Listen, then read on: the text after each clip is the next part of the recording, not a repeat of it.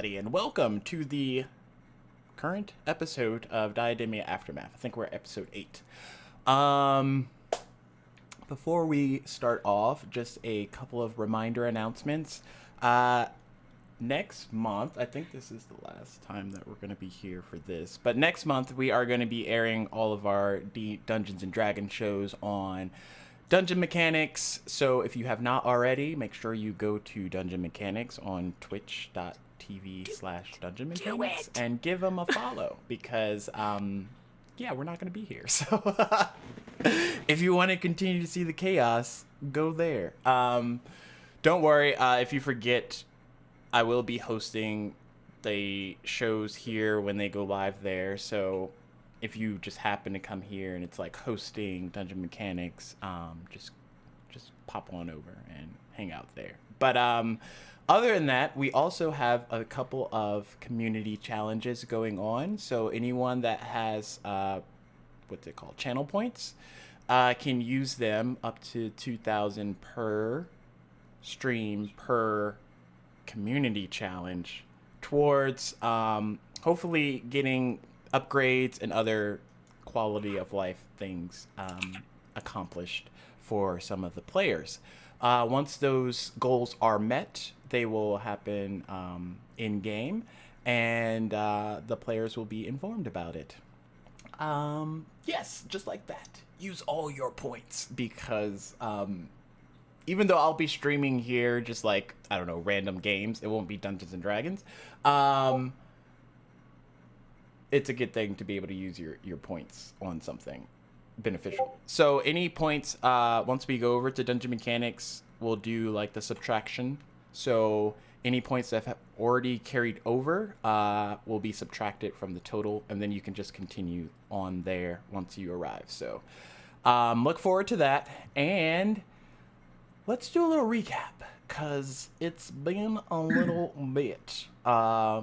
2 weeks ago, I was on day shift, so we couldn't have an episode then. Boo. But since then, let's see. What did we miss? What did we come into? I'm pretty sure the crew had just saw as Melee and Coffee arrived on the ship. And then the new character, Lucas, was encountering some kind of like random thug looters. I don't know if they're good or bad. But they were trying to destroy some eggs that this bird was trying to prevent them from getting.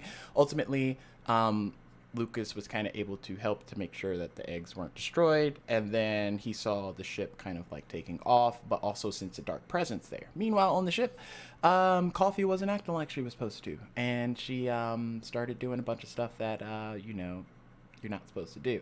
Anyways, it ultimately ended up in Coffee attacking some of the members, which brought the defenses up for members like Rhodey and the others.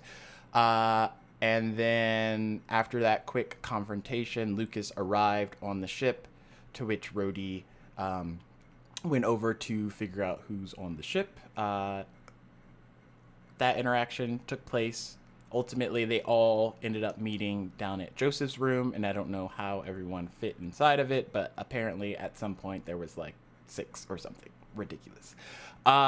Regardless, a big battle ensued, and Coffee was manifesting abilities from the Blood Wolf Queen, to which after a couple of rounds she was able to subside, but not before turning Arya, who was already in her direwolf form, against her brother and other crewmates. What else? After Coffee came to her senses, the evil entity inside of her, ultimately ended up going into Joseph. And then while Joseph had control, he knew that he needed to like leave, so Melee was essentially going to get them out of there. But before that could happen, Coffee said she was coming, and during the process, Joseph and Coffee ended up vanishing, leaving Melee there on the ship, as the spell hadn't the spell she was going to use to teleport them hadn't actually activated fully. So, currently on the ship, we have Melee, Rhodey, Lucas, Torgrin, Uriah, Arya, Arlo, and a partridge in a pear tree. And I think Itch. I don't know. Oh, and towards the end of the night, as things started to settle down and people were getting used to, not danger, Arya, in her wolf form, because it was nighttime, was looking up at the moon, and then some kind of, light beamed around her, and then she turned into her humanoid form. This was seen by both Lucas and Rhodey. Arya proceeded to go meet her brother, who was very shocked that his sister was now human at night. And that's kind of where we left off. Lucas also got a cool bird that Uriah might not be happy about. But other than that, that is where we're picking up. So it's still nighttime. Y'all are still kind of settling down. Most of the people have either gone to bed or gone to their rooms respectively. Is there anything that y'all want to do currently? Nothing? Just go to sleep? Okay. I want to brew some poison. Brew some poison. Is this for real, or for play? For real, for play. Oh, okay. So there's half-brewed poison. Well, no, I'm just making doses for any, just for inventory. Okay. So Uriah, you're doing that. Arlo and Arya, how long are they staying up after kind of reunionizing? That's not a word. Arya probably would have gone to bed. That's just what she's used to. Arlo would probably be staying up because he's the Nighthawk.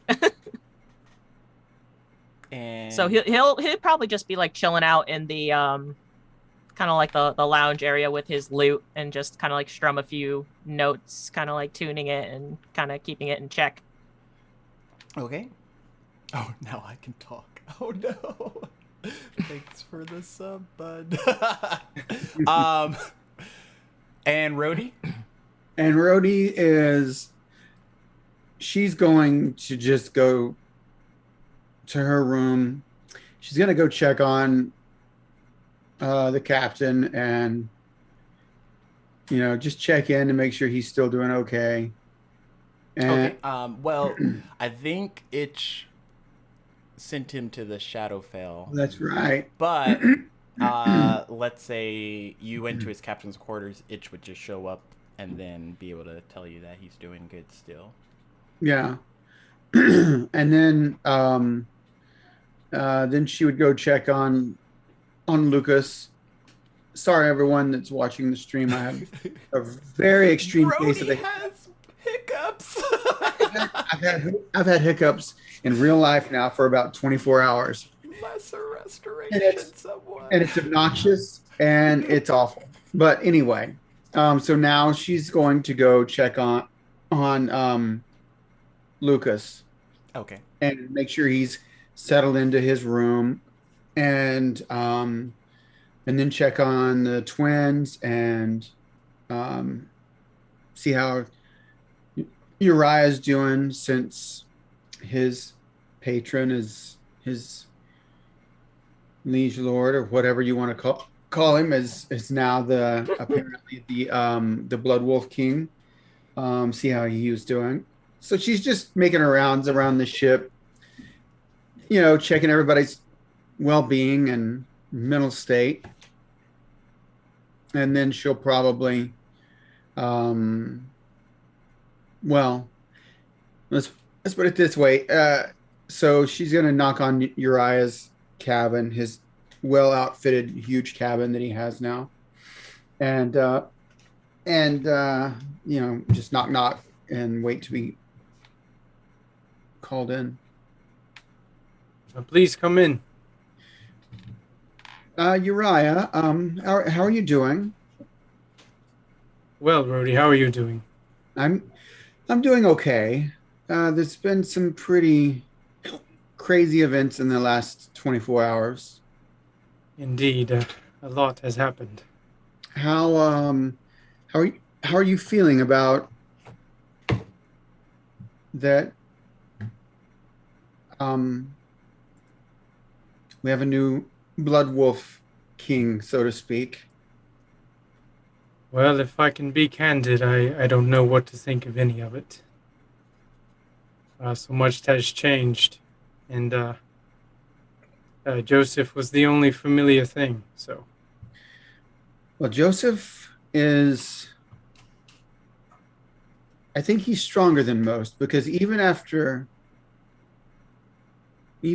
he knew he was afflicted, he seemed to have had some sort of control to break off the attack from us. And then he even freed Arlo and Arya from their curse. he did. So there, I think there's hope. He's a very good man from everything that I've seen and known over the past few months.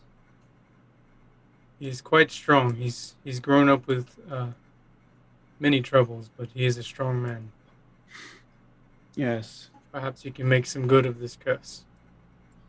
let's hope so. We can only just do what we can. I don't know how that changes our mission because our mission has always been to go after the queen. And now that she's no longer the queen, I mean she's still a very powerful woman. And her claims that she's only done what she's done because it's been required of her, it's out of necessity. I I don't know. I don't know if I don't know what's changed with her. And this is something we're going to have to find out. Agreed. Are you and your crew still on a timeline? I think we have to be because we don't know what's changed and we have to continue under that assumption. So, anyway, what are you making here? Oh, these are just some poisons for battle to give me an edge. Oh, oh nice. That's the good Boy Scout there. Be prepared. Always be prepared. I'm How are you feeling with all of this, Rudy? a little confused, but I have to just do what I must to keep the ship running and to continue our course until excuse me, until the captain is recovered from his wounds and his ailments. I think we've just got to continue under the assumption and keep moving forward.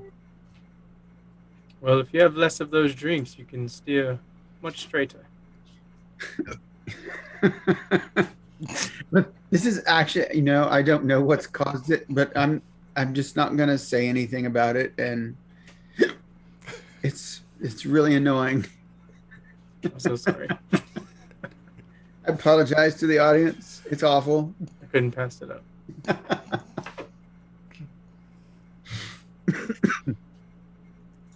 But anyway, uh, um, I think I'm gonna go. I think I'm gonna go make sure that the crew is on the set the course, and then I'm gonna probably go retire for the evening. Let me know if there's anything I can do to help. Okay, thank you very much, Uriah.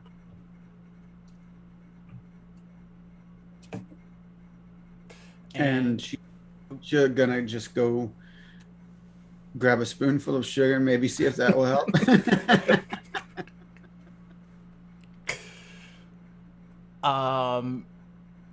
As you go to check on the other crewmates, they're all doing well. Most of them are winding down to get ready sleep. And then obviously the other crewmates aren't actually real. Overall, the night goes off without a hitch, and the next day comes, and the sun rises for Arlo, and this would be the first time he's been able to see a sunrise as himself and not in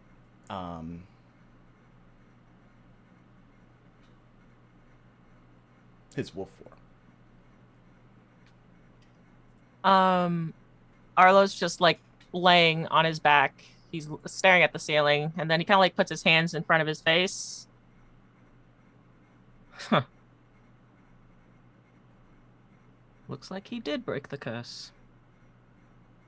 And then he's gonna pull the sheets and put them over his head and go back to sleep.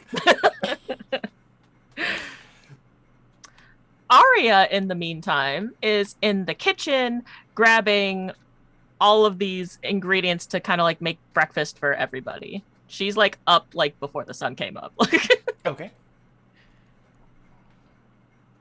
And she's trying to reach, it looks like a jar of like cinnamon. It's like on the very, very top shelf.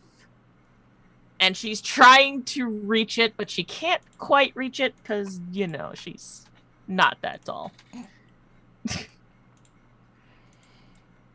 Come on. Uriah would be awake too. He wakes up really early and would walk in and see that and very quietly reach and grab whatever she needed.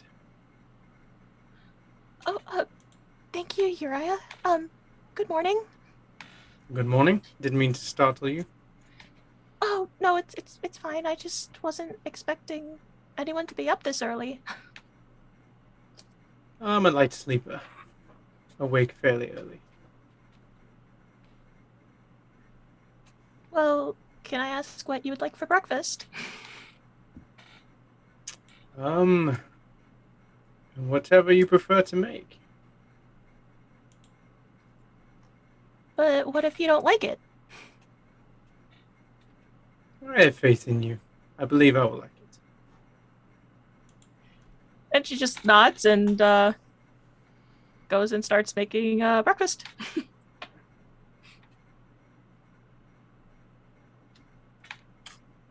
Kind of grabs like a whole bunch of like bowls and pots and pans. She's grabbing dried like fruits and bacon and the works. She is full on making this giant ass breakfast for everybody.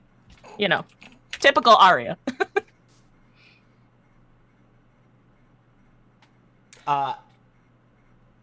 As you do that, Arya, you see Lucas kind of like run into the area and where that opening is to see outside of the ship. He like sees both of you and he's like, morning, and then like jumps off the ship, and shortly after this large bird like catches him and he like goes for a morning like flight. Like, so Arya's expressions, you know, she sees Lucas, oh, good morning, and she's watching as she's running, and this looks of curiosity, and then he jumps and she's like, oh! And then she sees the bird and she's just like, okay. Seems he has some things to take care of. That bird sure grew up fast. You're right, would have liked a bird too, but whatever. Salty bird. Salty bird.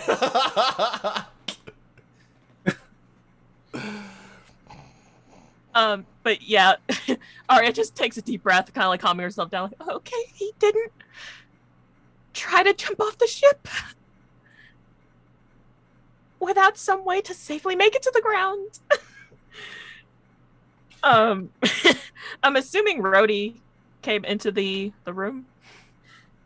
Yeah, she would have just come in and seen that happen, and just be a little surprised at first, and then nod her head. It's like, well, that makes sense. He's still new. He's only been on board, what, 2 days now? Well, it was the next morning, so like, Not literally even. Not even Well, 24 not even. hours. Not even 24 hours. When No, first mate, I've been here 2 days. um, Or 3 days So- or something like that. he's just gonna, That's You right. know, You're right. make a It's mental only- note. Like, make a mental note of this symbiotic relationship that Lucas has with his brand new hatchling bird that can now fly and carry the weight of a halfling. Did anyone else know he had a bird? Well, when we came upon him, he was protecting that egg, and he for some reason kept those two folk that were claiming they were hungry, so they were trying to get to the egg, and then there was this small bird fighting it off, and well, at first he said, well, I'll help you get it, and then We don't know this. We don't know this. We weren't there. not, Did we not? I don't know. I thought he told us. I don't know. I don't remember him telling us. You're probably right. I'm pulling a little meta. It's been a month since we last had an episode, so I Well, completely true or forgot. not, it's a very good story. Yes, he told me this story last night when I was checking on him. there we go, something like Ah, that. RP hack. RP hack the system. Yeah, I didn't quite understand it either. I mean, apparently what he told me was true because now he's flying on the back of this bird. So, I guess he can come and go as he pleases. Just glad that he did have that bird. He Yeah. kind of gave me a heart attack. Well, he didn't seem like the suicidal type to me. I mean, me neither, but we never know. Yes, you're right. I think he'll be all right. I pray that he'll be okay. Well, I mean, look, he's circling back. I don't think he's going anywhere.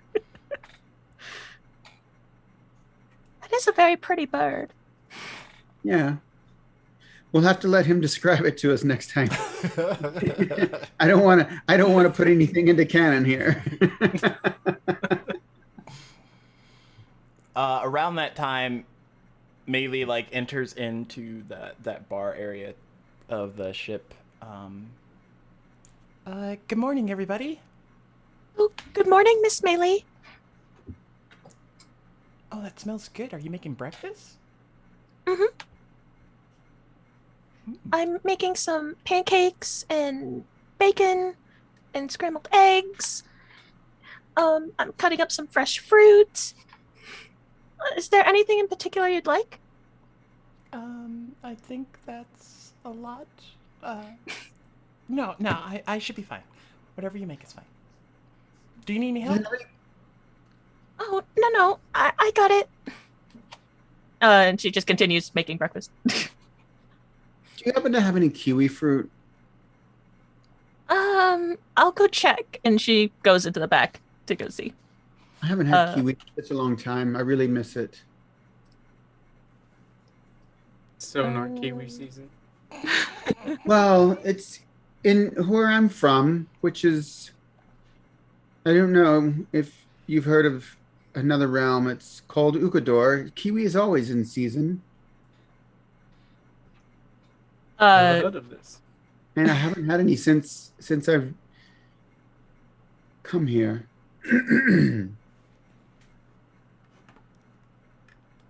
Arya goes in the back and she rolled a 4 for investigation, like looking through the Oh, God. inventory. No kiwi fruit. Come back to the coconut. So Oh, well. Arya kind of like comes back out. I'm so sorry, Rhodey. We don't have any kiwis, but I'll be sure to pick some up in the next town we land in. Well, certainly. It's no bother. I just thought I would ask.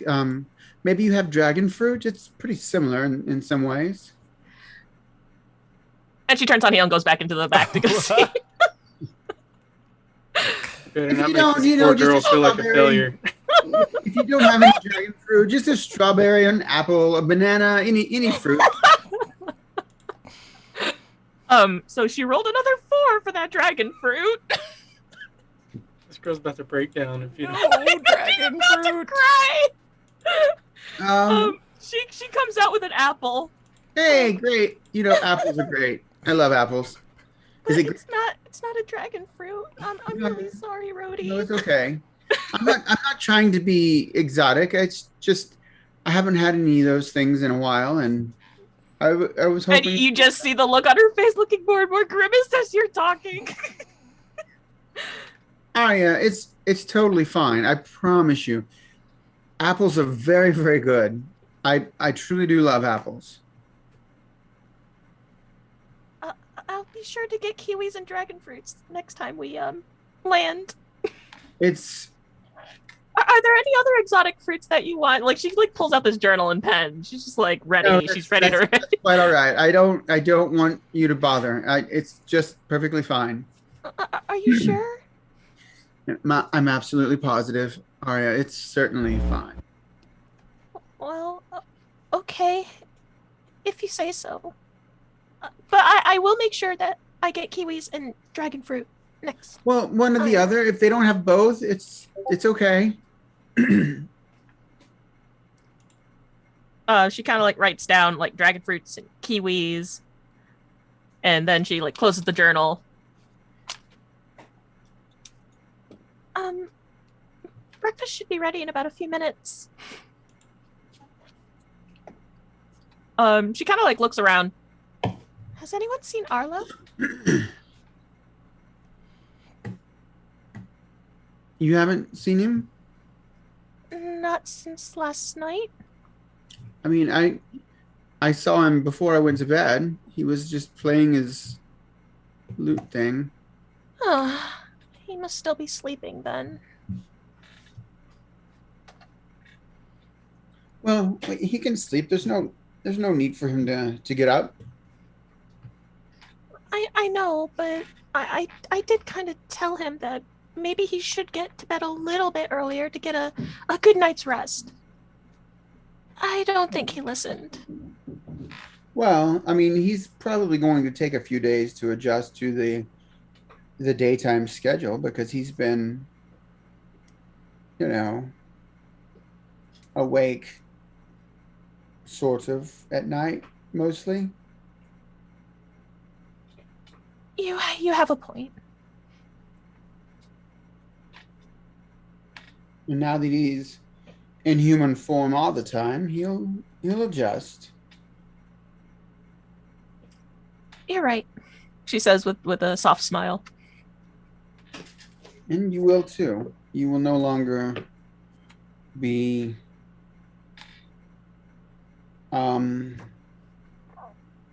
in direwolf form at night. So it'll be new for both of you.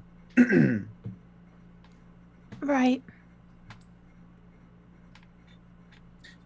But this apple is delicious. I just want you to know it's one of the best apples I've ever had.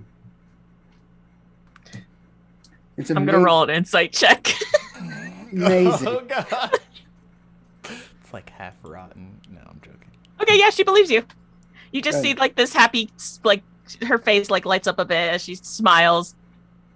I'm glad you like it. I really do. If you can find more apples of this variety, I mean, it really is. It's my favorite. If you don't find apples of this variety, I love all kinds of apples. and Rhodey just turns and says, "Oh my God, all the pressure this woman takes on. She's too hard on herself. I gotta watch what I say around her." As soon as like Arya's done writing down like get more apples, like Rhodey ate. She goes in the back. She prepares all these plates and kind of like lays them out on the bar counter. Help yourself. Thank you so much, Arya. Yes, everything looks great. I hope everything tastes great. This bacon is cooked perfectly. I don't like it all wibbly wobbly. It's all nice and cooked. I love it. Well, I like mine wibbly wobbly. I'm just kidding. Oh gosh! Oh no! Just kidding. I was about to say, poor Arya. Oh. She would legit go find another pack of raw bacon and start cooking it the way you're Alex. Oh goodness. Oh, this girl. She kind of like sets a plate off to the side for Arlo before kind of like getting a plate for herself, and then takes a seat with all of you. So, what are we gonna do now? Will Joseph be okay? Maybe our next course of action should be to try to find out how to free him from the curse. Or, I mean, we still have to prepare for whatever battle is yet to come from, I don't even know what to call her anymore. She's not the Blood Wolf Queen.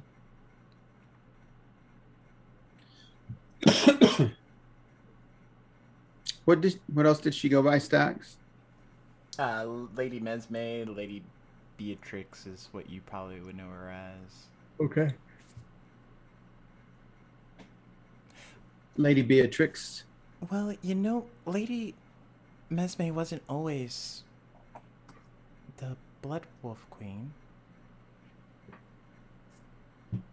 She wasn't? No. I'm pretty sure Alindy saw her as Lady Mesme before. Actually, I'm pretty sure Alindy hit on her once. But that's a whole different question. He didn't have his memories, so Alindy being Alindy. Oh. Okay. But yeah, she took care of me for a while. At the church in Riviere.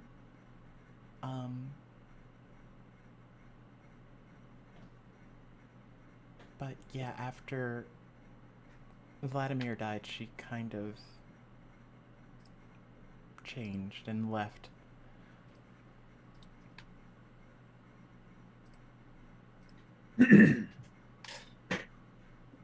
Well,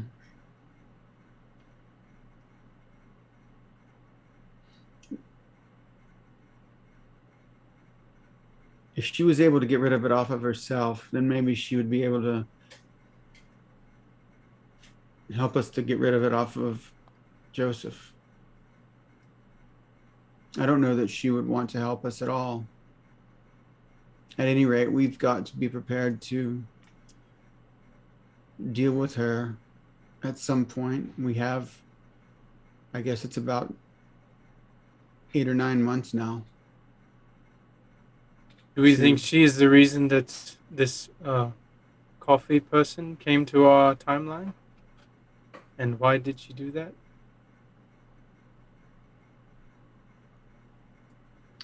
Was she called coffee when? She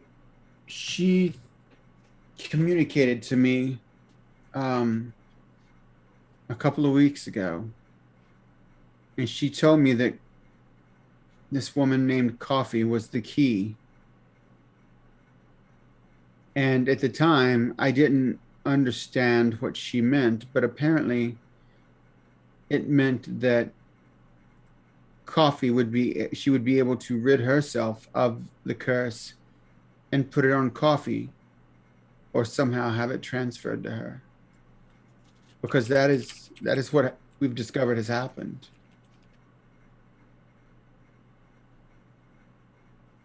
And I don't understand the mechanism or how she accomplished that, but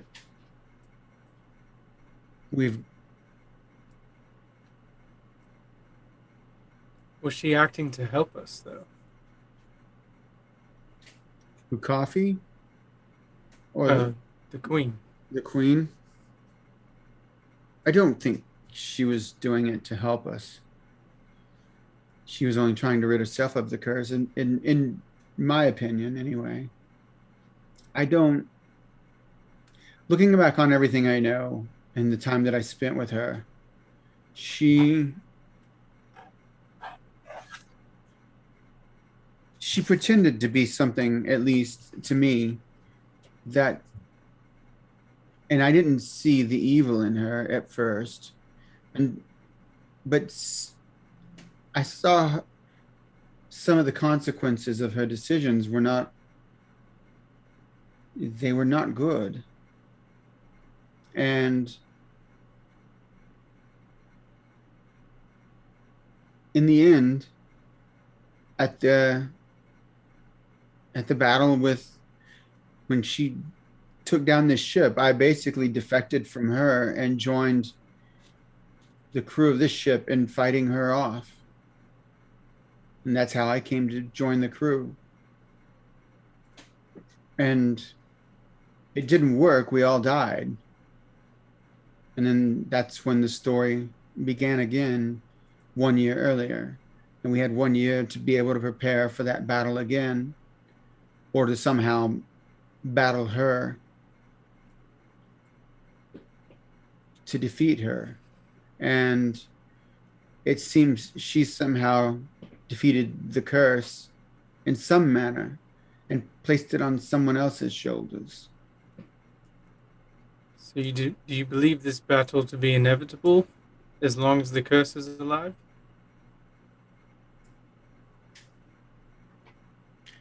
Or has the timeline changed now that she is no longer the queen?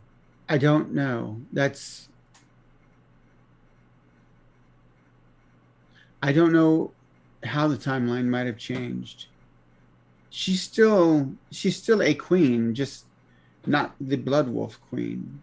She's still got power and authority, but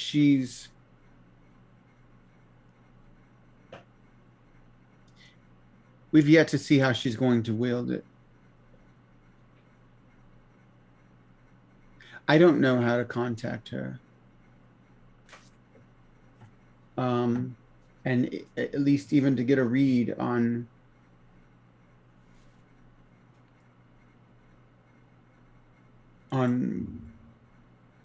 what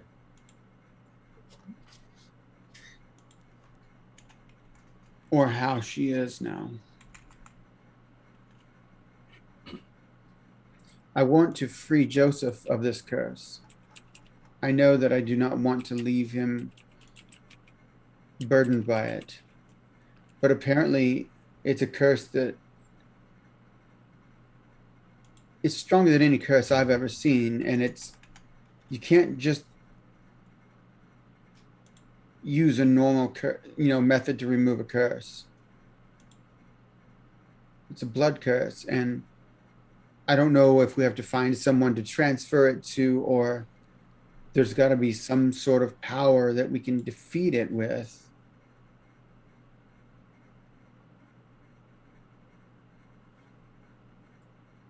I just don't know what to do.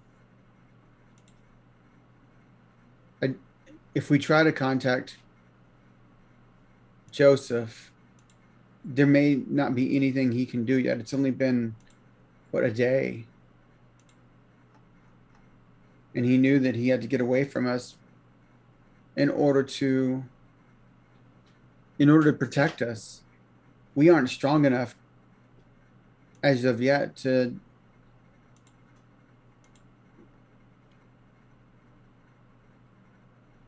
defeat the abilities of that curse. I just pray that Miss Coffee would be able to keep him on the right path. Me too. If she is the key, if she somehow does have some sort of power or control, then she's probably the only person that can spend time with him safely.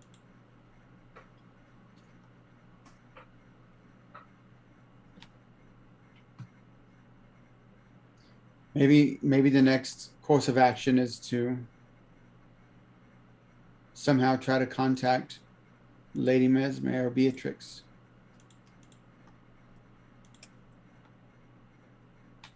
I agree. Maybe she can help us? Maybe? Like looking between all of you, kind of like, maybe? Is she in this timeline? Can we even speak to her face to face? It seems that she's able to be both in this timeline and outside of it at the same time. Because she spoke when I last spoke to her, she referred to a previous time when we almost encountered each other, which was most definitely her version that is on this timeline. But she spoke as if it was her, and she knew that person knew that there were multiple timelines. It gives me a headache to try to think about. Mei Li like stops eating her eggs and kind of like looks over to you and the others, Rhodey. I can try and send her a message. She typically doesn't reply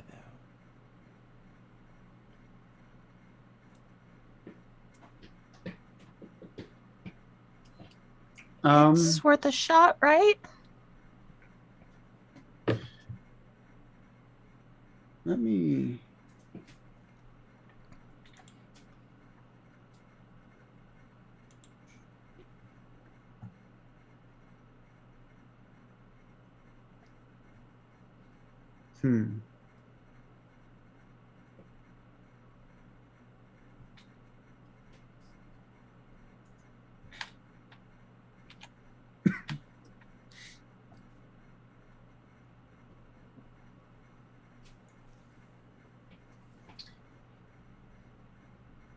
Yeah, I mean, if Mei Li can send a message and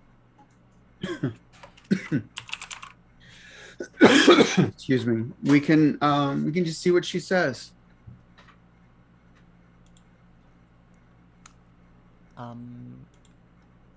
What do you want to say in the message?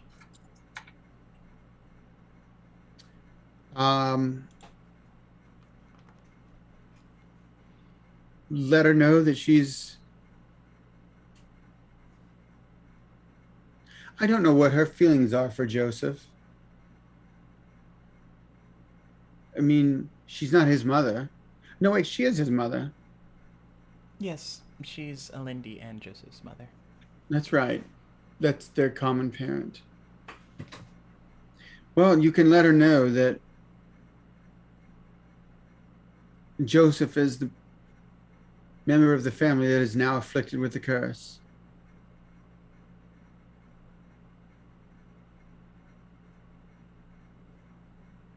And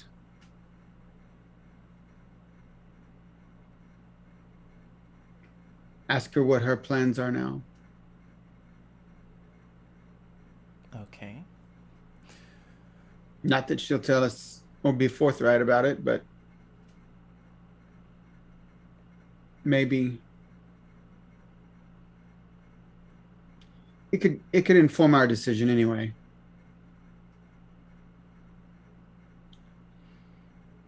Right. Okay, here goes nothing. Maybe. Anyways. Mei Li begins to focus and taking a piece of fine copper wire, she like plays with it a little bit in her hand as she casts message, intertwining it between her fingers as she does.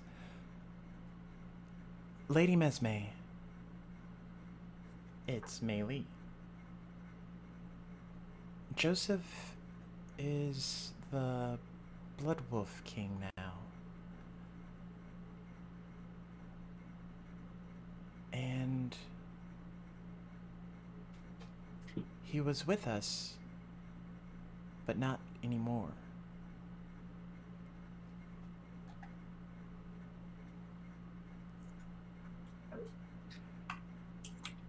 Where does that leave you? And like the message kind of like fades out.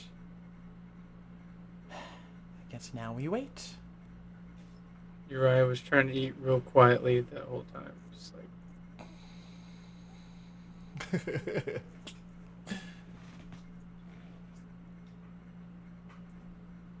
Arya's kind of just like using her fork to kind of like move the eggs, and she's waiting to see what Meili says. I need everyone present to make a intelligence saving throw. Oh God, why? oh, good. Oh God, why? No, I'm not okay with this. Oh no. A 12. Oh dear. It gets better. 6. Oh no. 17. Okay. I'll do one for Wait, I feel like I have a skill. Oh gosh, Meili got a 4. Y'all suck at this. What did Arlo get? He's still in his bed. Oh. Just everyone immediately.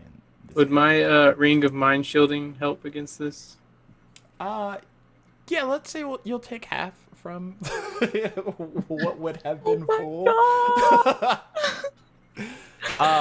So Bless you, DM. bless you, great DM. Oh, gracious DM. 15 or lower,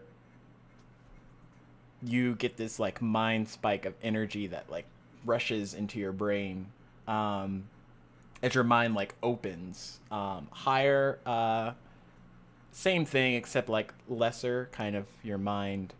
It's almost like your mind was like prepared for this to happen.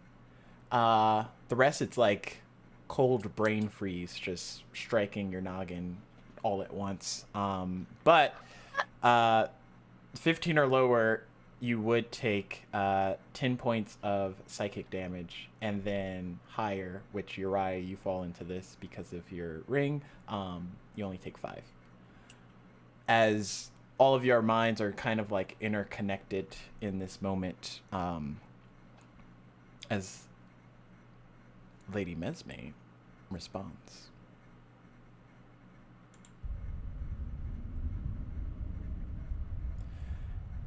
You all are in danger, I'm afraid. You don't have much time. Soon, very soon, they will come for you. All of you.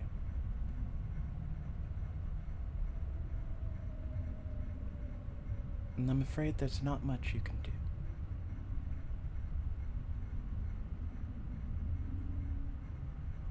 Who is they?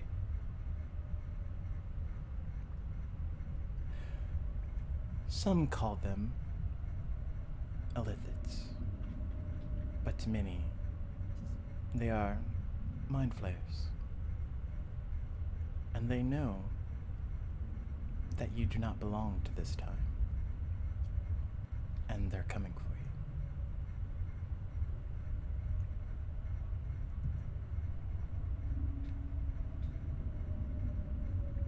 When shall we be expecting them? And as soon as you say that, Araya, off outside that opening of the dumpster fire where you can see out into the sky, there's like a purple crackling storm that just manifests. Lightning and thunder and rock and cloud kind of pursuing one another as this tentacle-esque ship erupts from that point and appears roughly 100 feet from where y'all are currently.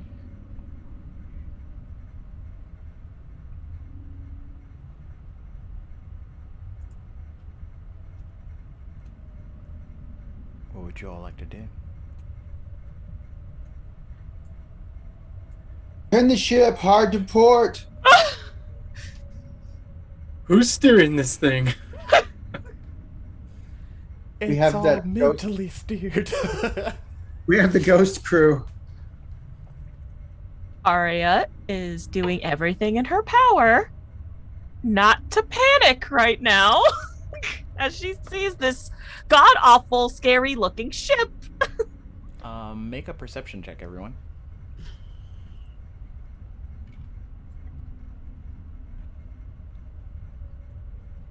$27. Dirty 20. I got an 18. Okay. Do one for melee, just for okay. You all see like hundreds of small, tiny things.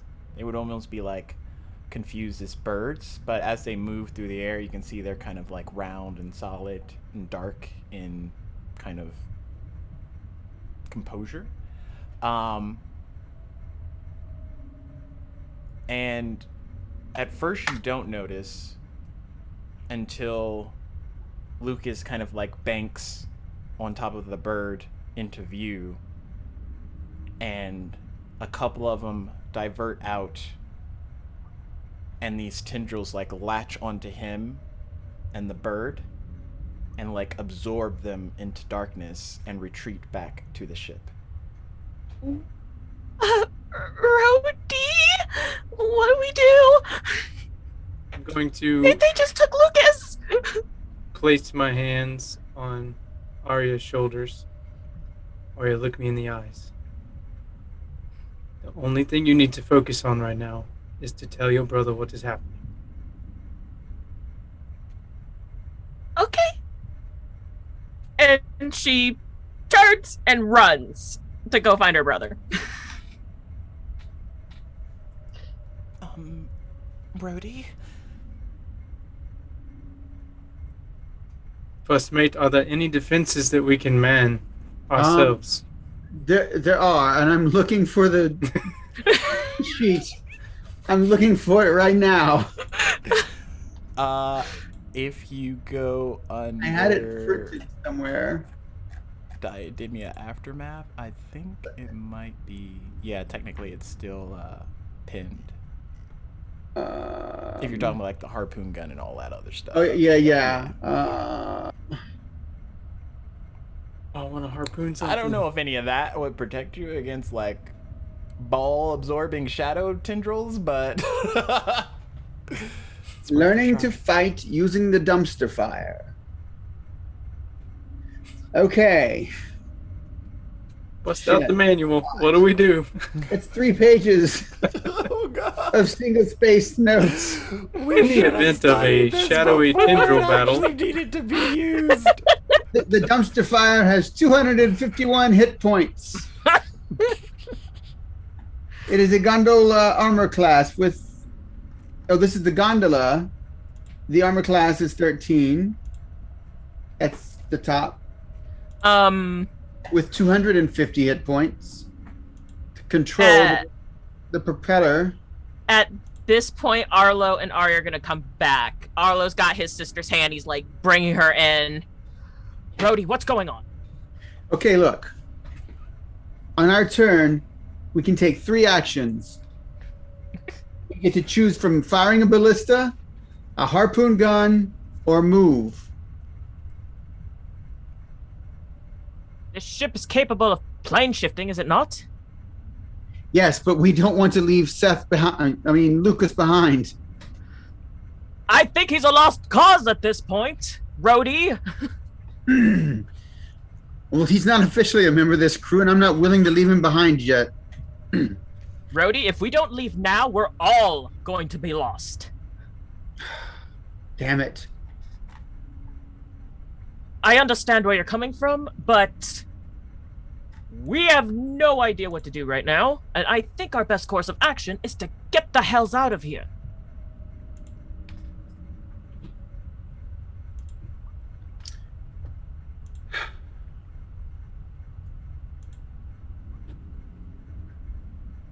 Hold on. I'm going to refit on the end of the harpoon gun like a sticky grabber. and I want us to fire it at Lucas and see if we have one last chance of retrieving him. Can we see like where he Wasn't he absorbed? sucked into darkness? I don't know. We can try. We have to try at least one thing. And then if that doesn't work, then we'll plane shift if that still works. I don't know. I mean, these are illithids. Their ships do the same damn thing. Yeah, but they won't be able to track us. I'm gonna go get it ready, and he leaves. Arlo, wait! And she follows after him. All right, I'm going to go get the harpoon gun ready. Okay. I will go help him. You make your way to the harpoon. The other fake crew's is kind of there, like moving it about, just mechanically. All right. As you get close, they like move out the way.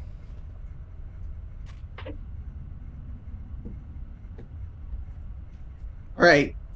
Relay this to the helmsman. I want us to come about at 30-degree angle, and when I say now, I'm going to fire, and as soon as I fire, I want you to take a hard 90-degree right angle and start moving us away from the horde. And make it so. Number 2. You watch as the shadow soldier like looks at you, like nods, and then just like vanishes in spot. The ship begins to bank to the left, port side, and you see it's more or less like if the lifted ship would keep coming forward, it's going to like T-bone you, but like it starts to bank, and your harpoon's like aimed towards their ship. Okay, I'm hoping to somehow. It may not work this way, but I'm hoping to try. So, fire! The harpoon fires off. Make an attack roll. So, Harpoon +6 to hit. okay.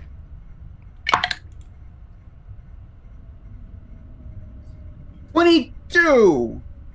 You watch as this harpoon like flies out. Does it grab Lucas? It doesn't, but it hits the ship. 90-degree hard starboard. Everyone make a deck save.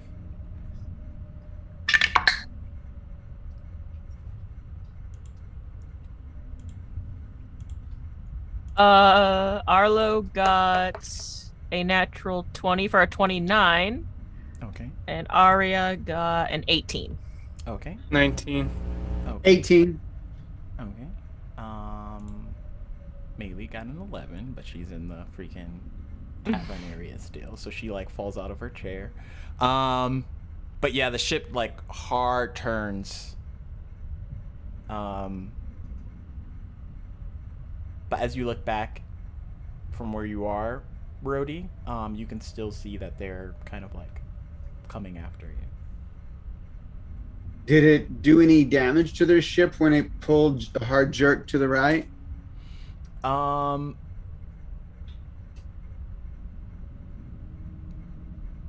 A little bit. The tendril of the cord that went out kind of like broke off from the bank turn, but it did seem like it got dragged a little bit from that harsh shift. So we're no longer connected? No. Damn it.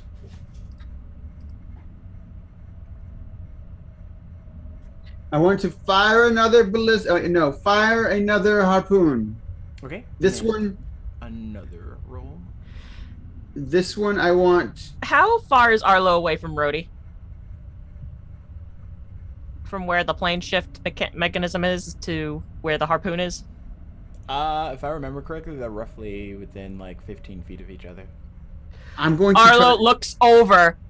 You fired your damn harpoon. Are we leaving or Hold not? on. I'm going to try to take this ship down. I want to. You're wasting our ammo. It's a fucking harpoon. I'll reel it back in. And this time I want to fire the harpoon towards the bottom of their ship so that it will go through and then grab, so it has the prongs. And then I'm going to immediately bring our ship, aim it straight up, and start jerking the bottom of that ship so that I can turn it upside down. Okay. 19 plus 6 is 25. Okay. Another harpoon shoots out, hits the ship, connects in. Immediately rise, full power. And you all feel like the pressure as this ship is like rising into the air. The dumpster fire, name not descript, but it's a pretty maneuverable ship from what you all can tell. The pressure alone from rising so quickly forces you all to kind of like stay in your spots to like steady yourself so you don't fall or topple.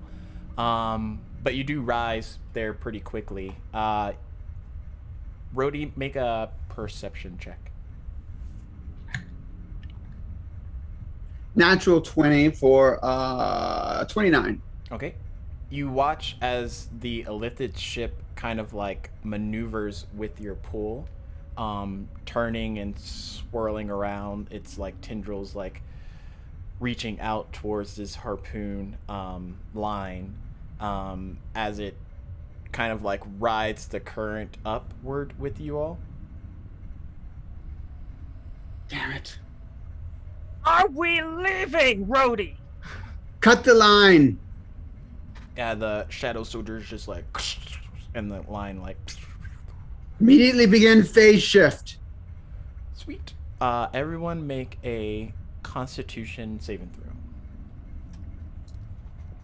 I'm sorry, Lucas. So, Arlo got a 16. Arya got an 18. 15. 17. Okay. You all watch as the plane ship mechanism, which is kind of towards the center back of the ship, activates rifting outward and starting to consume the ship. It continues to move like upward in a direction, but like it's rapidly like disintegrating as it vanishes from its spot. You all manifest roughly moments later in an unoccupied space. However, you do see some of those shadow balls come through that rift portion. I'm going to immediately cast. Where is it?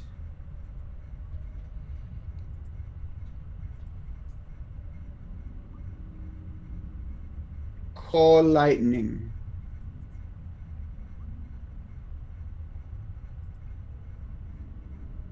How many people can I hit with that?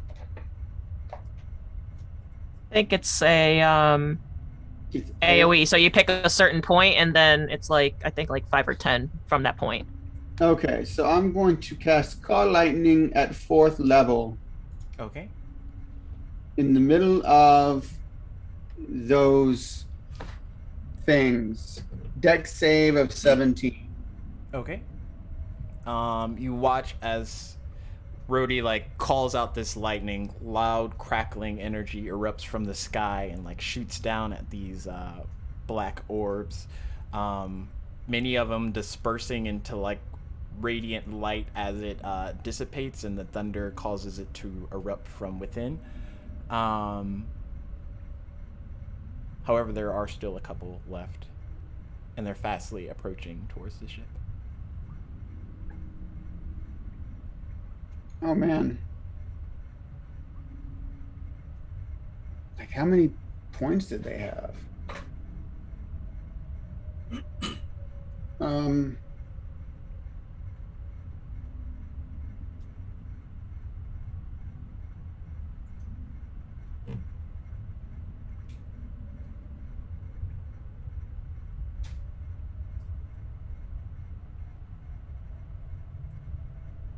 How far away are they from the ship? Maybe 10, 15 feet. They're pretty quick. Okay. Like, Uriah has the swords out then. Okay, I'm gonna cast then Flame Strike at them, okay. and that's another dex save of 17, and they take 46 damage. 10-foot radius, 40 feet high cylinder. Okay. So that's 20 feet across a circle that should get all of them.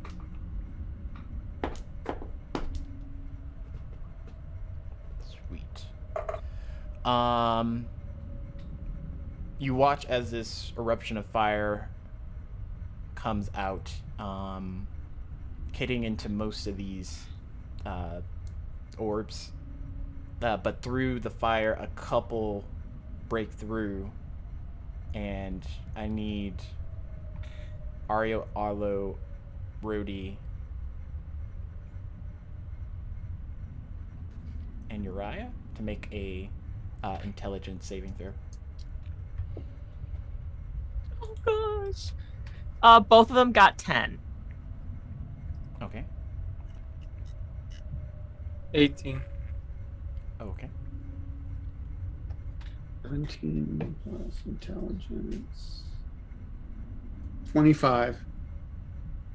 So, from your positions, Uriah and Rhodey, you can see that these shadow orbs have latched on to both Arlo and Arya, and the darkness is like quickly consuming them both.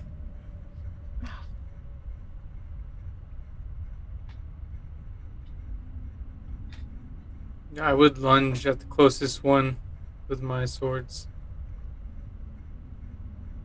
Okay. That would be the one by from your position, probably the one by Arlo? Alright. Am I in range enough to run and hit? Yeah, you can try and make an attack against it. 17? That hits.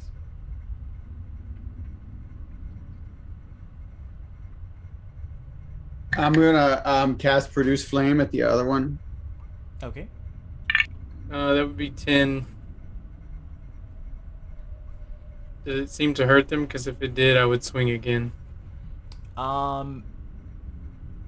It's where like you hit into it and strike down, and it kind of like envelopes and absorbs that hit.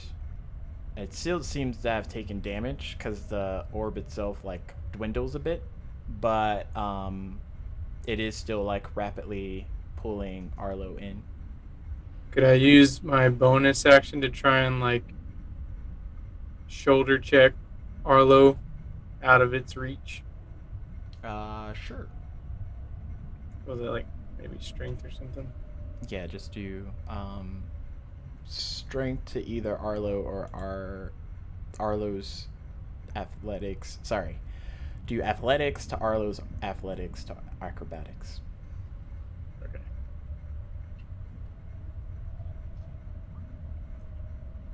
Can Arya try something? I got 14 for athletics. Okay. Arya is currently also latched. And I shot a Produce Flame at the one that's got Arya for a 28 to hit. Okay. That one recoils, and you watch it like dissipate. And then Arya, you watch as the tendrils kind of like flame off into ash. And she's gonna take a couple steps back, closer to Fire Rhodey. seems to work, Uriah.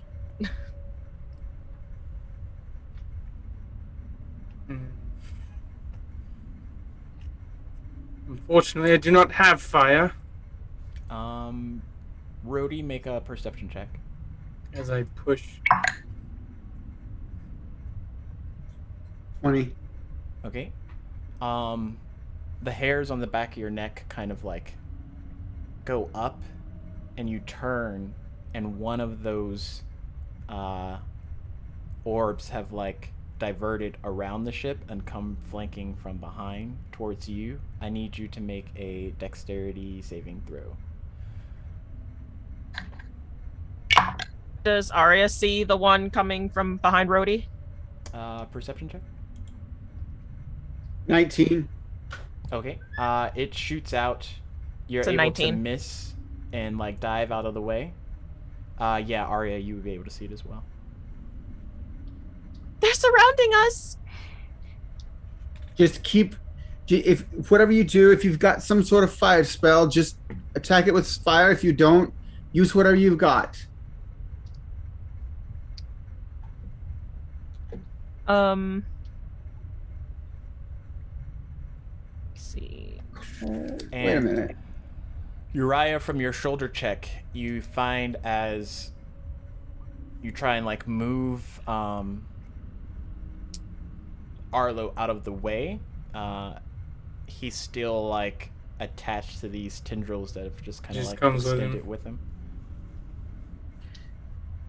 Arlo's gonna try to use his rapier of cunning and try to stab at these fucking things, trying to let him go. Okay. Roll to hit. That's a 26. Yep, you attack it similarly to how Uriah, when he attacked, it kind of like recoils from the damage, growing a bit smaller. Any of them, I'm going to use another shot of Call Lightning because it's still up. Any of them that are still like are swarming around but not directly attached to someone, I'm going to attack those with the Call Lightning. Okay. 17 dex save. All right.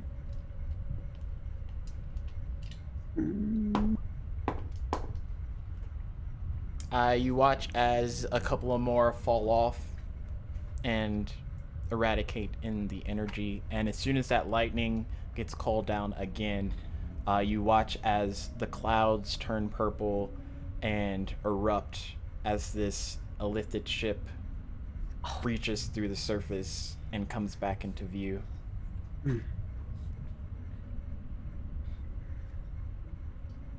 God damn it! Like in episode 8, they're tracking us through light speed. They're tethered to us.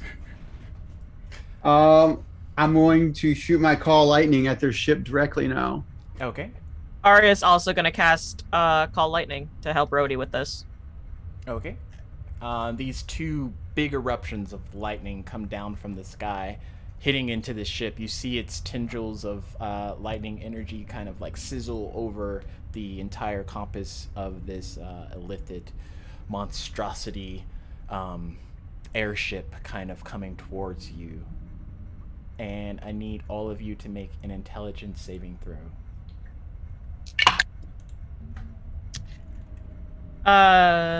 So Arlo got an 11. Arya got 2. Okay. 25. Okay. 11.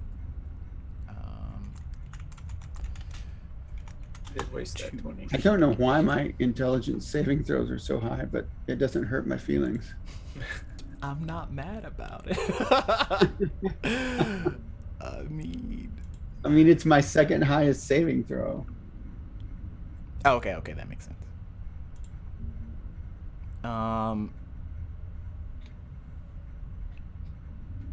I hit him with another 30 points or 29 points of lightning damage. Okay. And Arya cast Lightning and did 14 points of Okay. damage. Again, that energy like sizzles throughout the ship. You can see it kind of like tendriling off and sparking a bit. Uriah's regretting not going to mage school when he was young.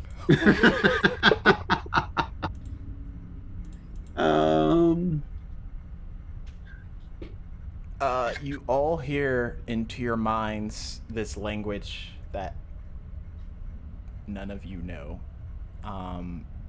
as this deep speech of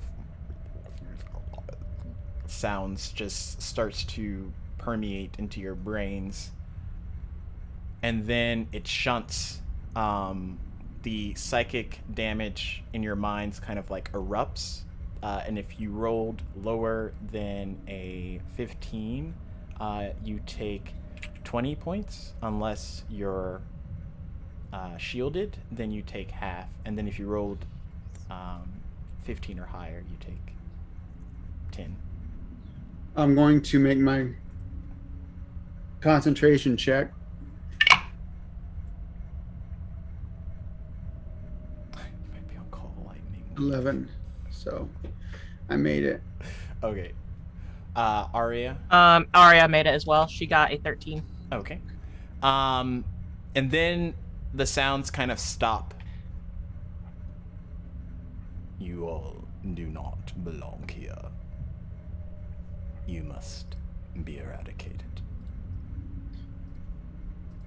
Lightning again.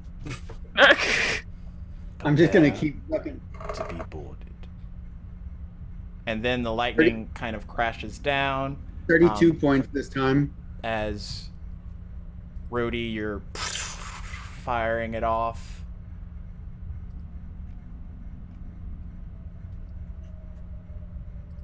Aria's gonna do the same. Okay. Shoot these harpoons again? 38 points of damage. Okay. Or cannons or anything? Yeah, you can fire ballista. Because I don't know what to do with my hands right now. You want to keep firing ballista? Go right ahead.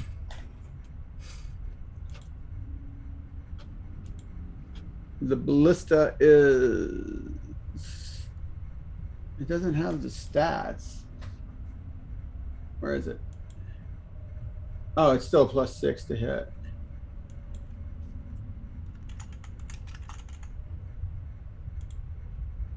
(3d10) piercing damage.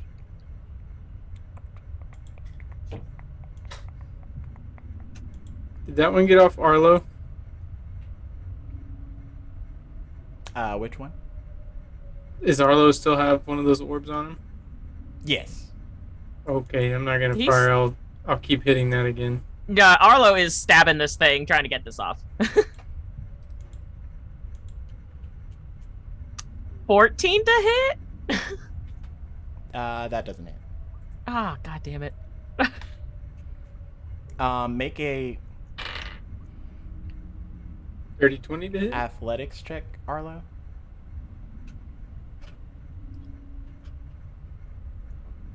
$16. You watch as a tendril comes out, latches around your rapier hand, and just like cracks it back.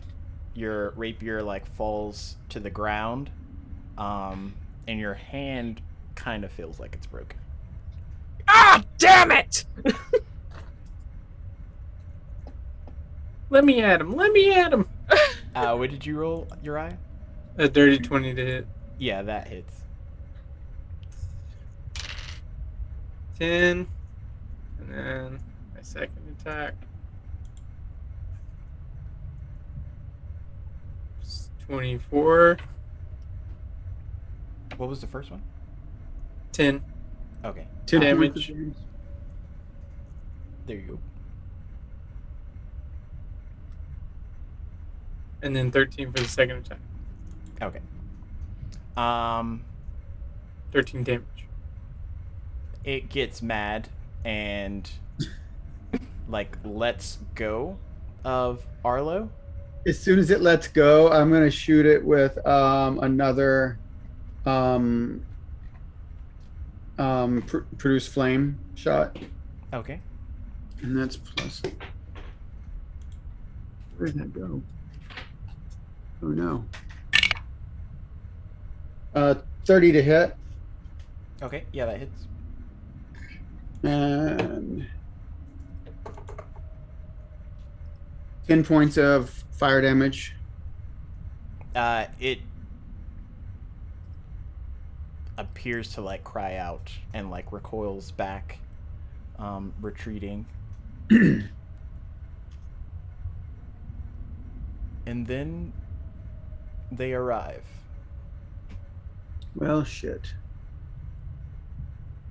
And you watch as these 10 elithid creatures stand on your ship at all different points to surround you all.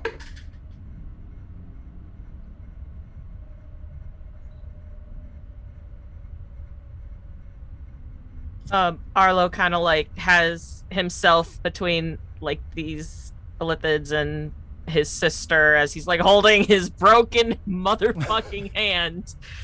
With his good hand, he pulls out his long sword and has it at the ready. Use my strong hand. Oh no. I'm going to cast Fire Shield on myself. Okay. Since that does not require concentration, oddly enough.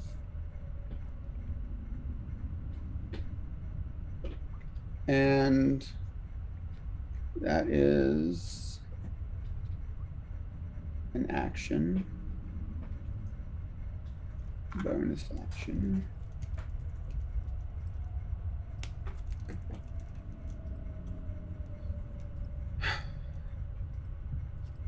I'm going to summon Soli to appear right next to one of them, and it will take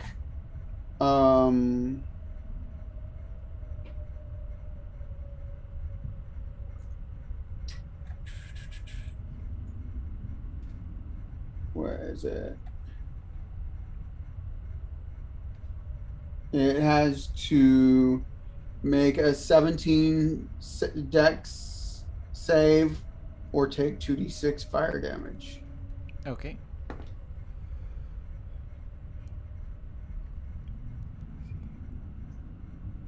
Uh, 19.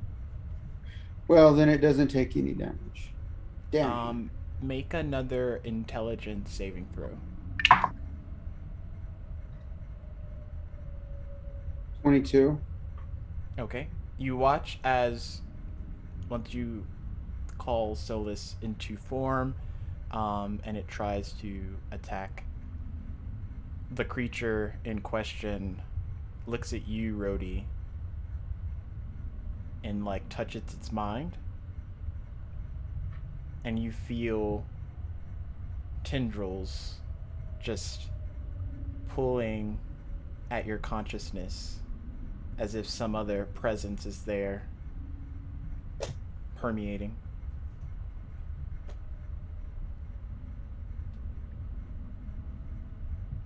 We've got to get out of here. We can't win this fight. Have any suggestions? Because we tried plane shifting and that didn't fucking work. Maybe if we plane shift and then plane shift again. But we've got to get rid of these that are on the ship. Arlo's going to take his sister and cast Dimension Door. Make an intelligence save, Arlo. Oh no. That's a 0. Oh my god. Go to like grab Arya and jump out, and the door just like vanishes before you, and you like take a couple of steps, and another Elithic close to you is just like wavering its hand. You bastard!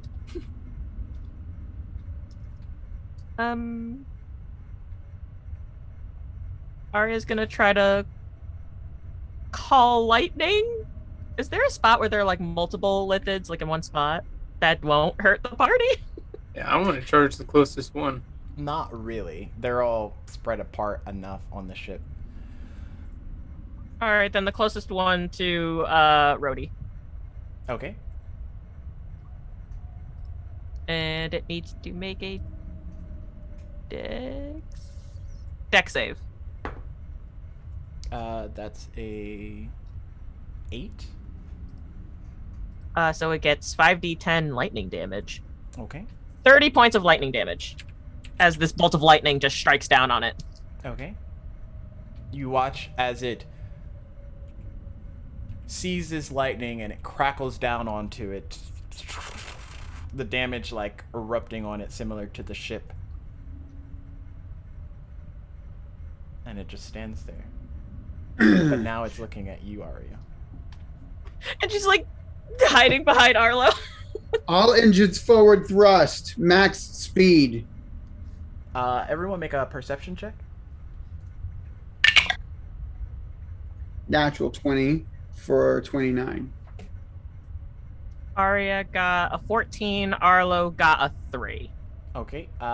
Most of y'all, you know who, would notice that the Shadow Crew, one by one, just starts vanishing, one after another.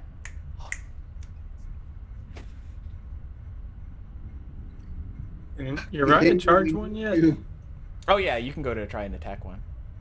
Yes. Well, we're just on auto cruise now. Forward. Max I got 16.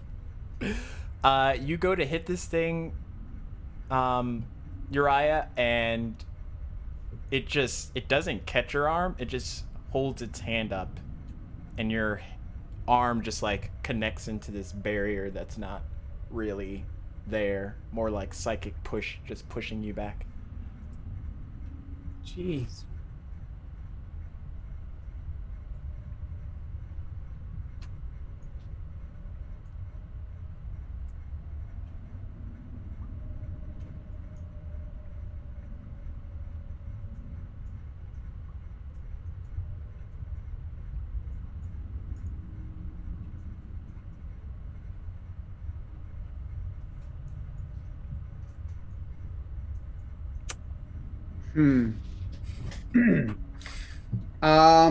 Kick him in the shin. Free action. Pink. It has no legs.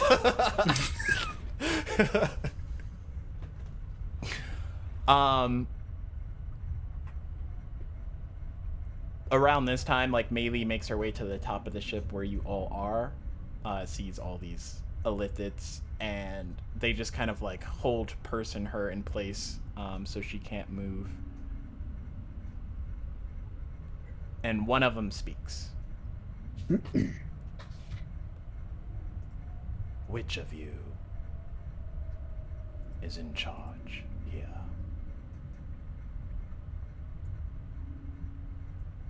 I am.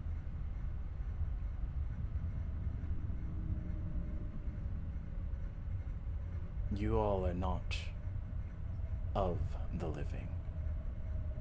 You all are pariahs, not from this time. We are here to regain what was ours and return to our own time.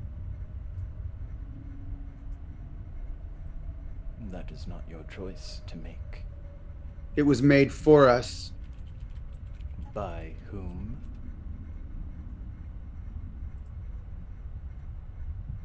By someone who is very powerful, or else we wouldn't be here. Intelligence save?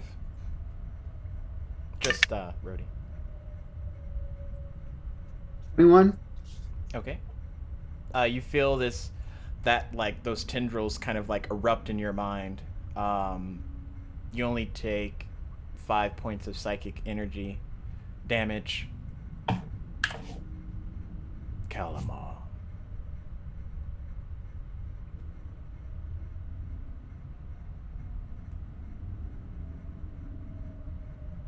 And you watch as he like motions towards one of the illithids, and they vanish in their spot. Where did he go? Where did they go? We will take care of this. And you all. You will not rob us of our chance. You believe, Our lives were wrongly ended. you believe you can change your fate. That is our only purpose.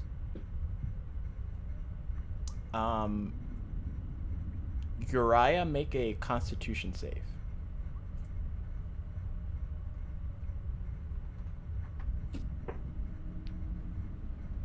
12. Rhodey and the others, you watch as Uriah like shrieks out in pain.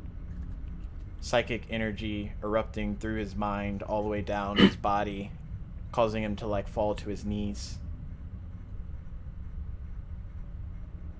Your fates are sealed,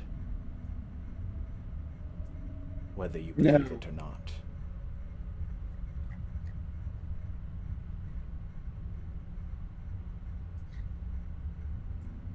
What are you doing to me? The ellipsis that's in front of you kind of like stops, and that like humming is heard for a bit as your hearing like slowly starts to come back to you.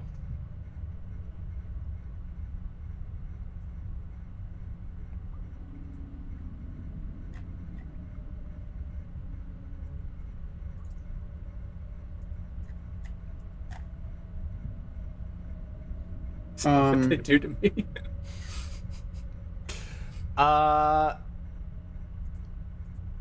The Just pain being mean.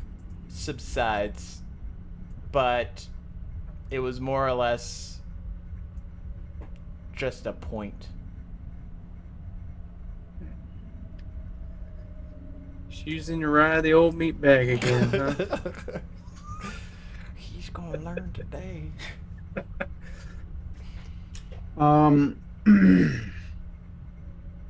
Leave us be and let us decide our own fates.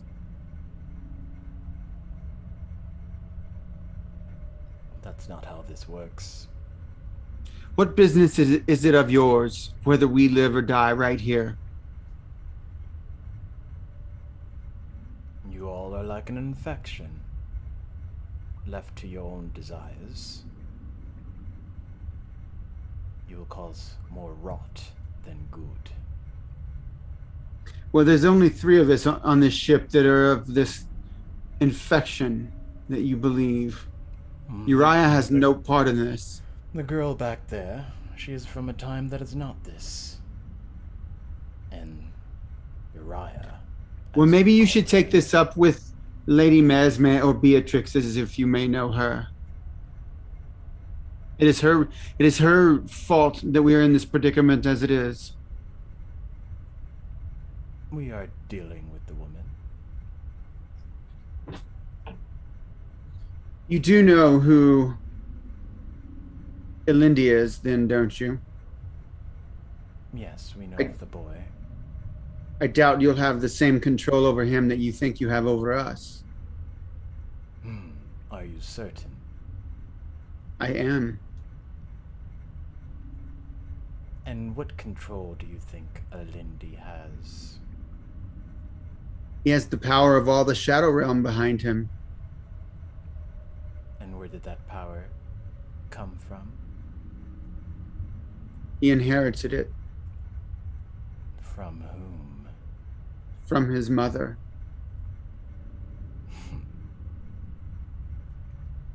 It seems you do not know as much as you know.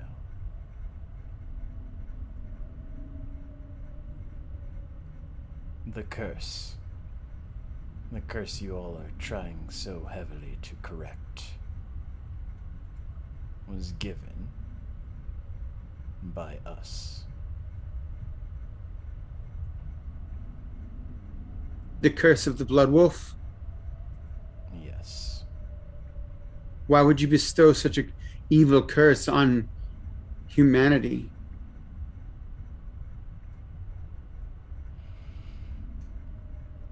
We have our reasons.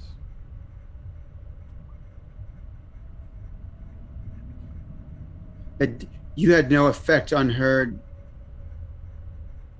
authority in the Shadow Realm, though. Are you That is certain?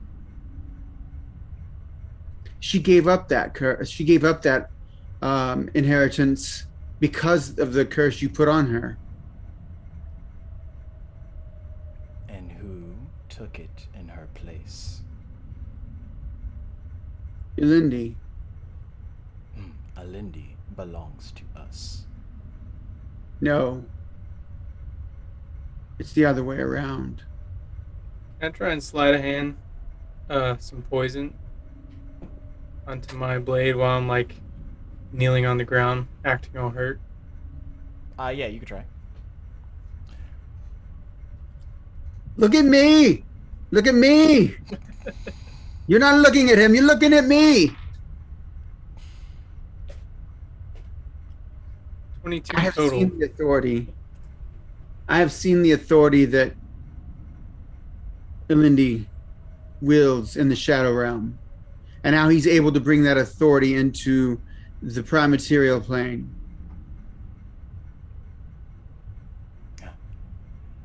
And where is your captain now? He's recovering from a rather strenuous event that came about as the result of your blood wolf curse. But he's in the Shadow Realm recovering. He'll probably be here along anytime now.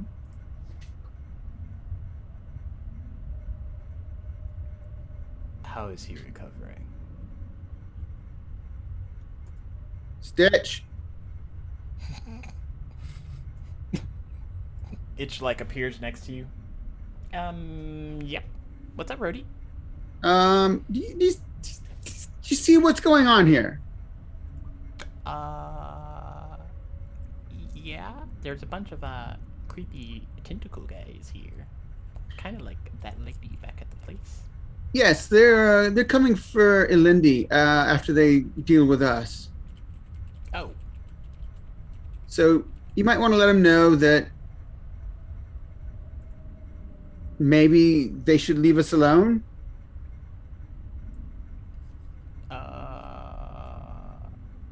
Somehow you can speak with the authority of someone who might be stronger than them.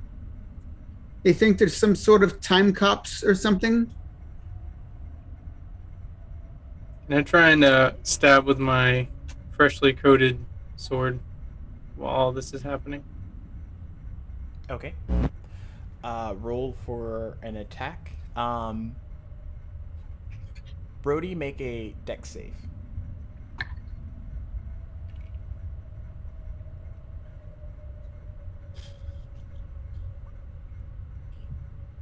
I 17. got a 19. Okay. Roll for damage, Uriah. And Rhodey, you watch as one of the Illithids wavers their hand, and another crackling beam of psychic energy like rushes towards you. I rolled itch a moves in the way, taking the blast and falling down into your hand. What was the damage for? 7, and if I hit them, they have to roll a Constitution save. Poison. Oh, nat 20. Okay, I think they made that one. They're not poisoned, but they took the damage. You watch as Uriah like stabs into this Illithid with his poisoned coated blade. The Illithid reeks out in pain as it like stares down at you, Uriah.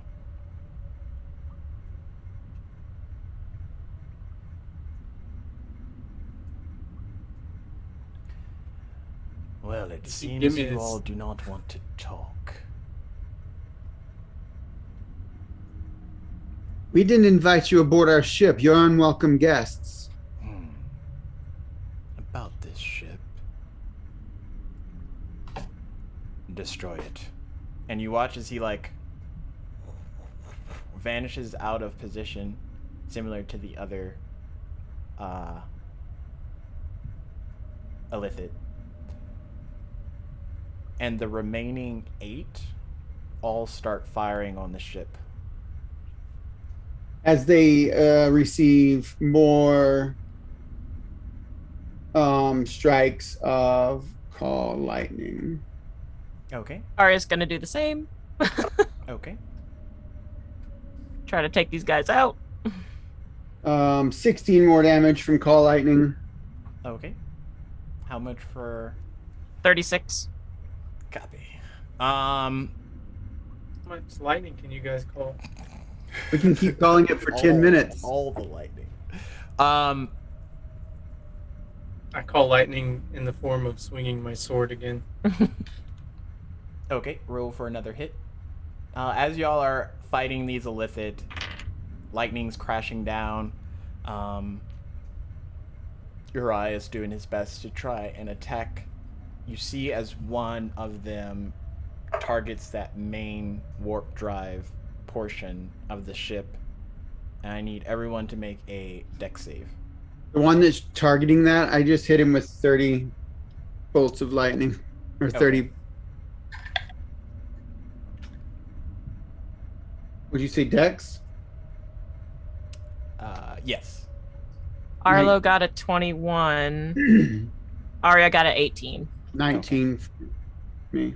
I got 16. Okay. You all watch as that drive kind of like implodes a bit and then quickly bursts out.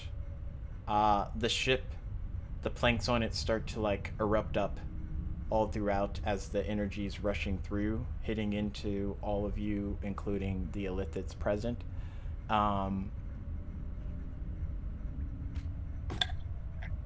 And then shortly after, the ship is gone as you all are being pushed back away from it. The ship is gone? Yes. So Like we're the- falling. Yes.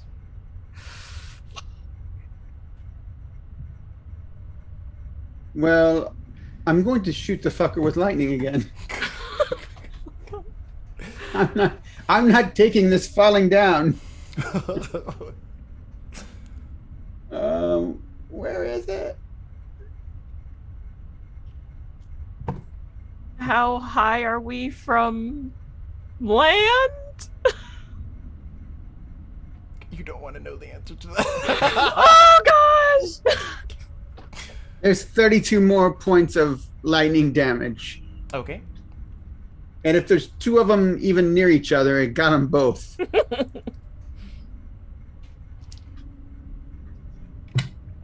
Oh, fuck. Um,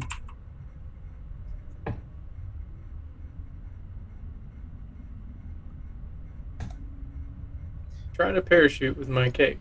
I cast polymorph into a giant eagle, Okay. which call lightning now drops.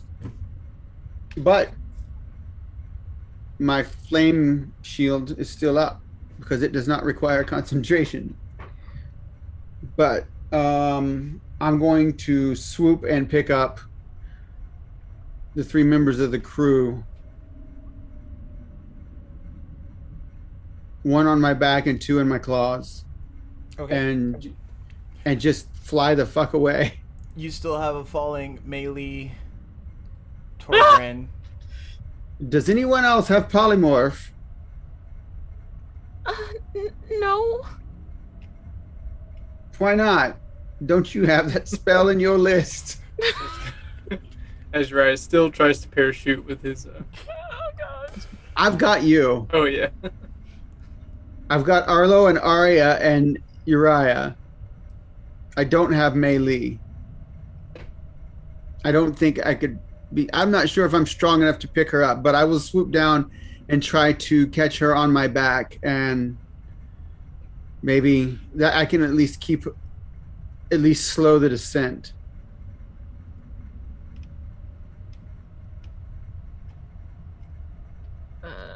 Damn it, I had just expanded those cabins too. Make It perception just got checks, settled everyone. in. Arlo got a 7. Arya got an 18. 21. Deception. 13, because I got plus 0. Perception? Oh, perception? Yeah. Oh. 22. Okay. from your positions, Arya, I'm guessing you're on the back of the eagle, and then Rhodey, y'all are able to see more of those orbs coming down towards you. Another one swoops up and collects Torgwin. One collects Melee. And there's more fastly approaching to collect the 4 We're in of you. we're in a super steep dive. We're doing the Peregrine Falcon dive. Make a deck save.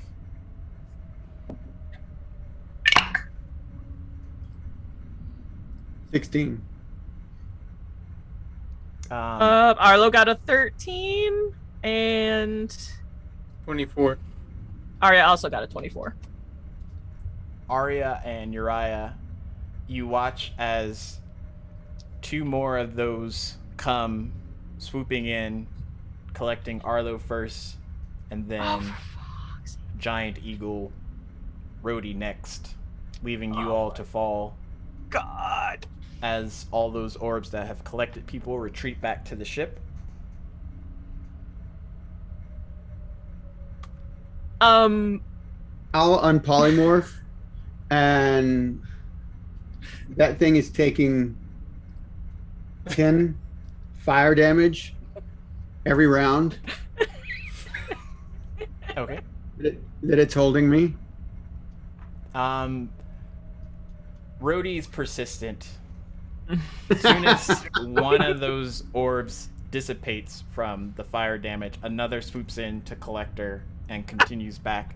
And it's just like... And it keeps, every one of them keeps taking 10 fire damage every round. Because that flame shield lasts 10 minutes and it's not concentration. Nice. Brody's gonna waste as many of their minions as he can. Arya kind of looks to you, Uriah. Take my hand. He grabs it. How far are we from the ground? It's fastly approaching, but still another 500 feet or so. Wonderful. I'm gonna cast Dimension Door. Okay. And I'm where? gonna find a Land nice. hard. So we don't land hard. Okay. What do you mean, so you don't land hard?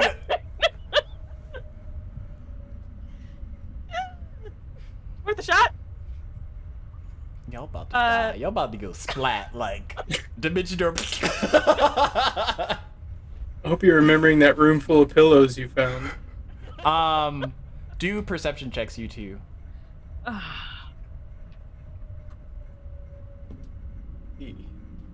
Unnatural 20. Okay.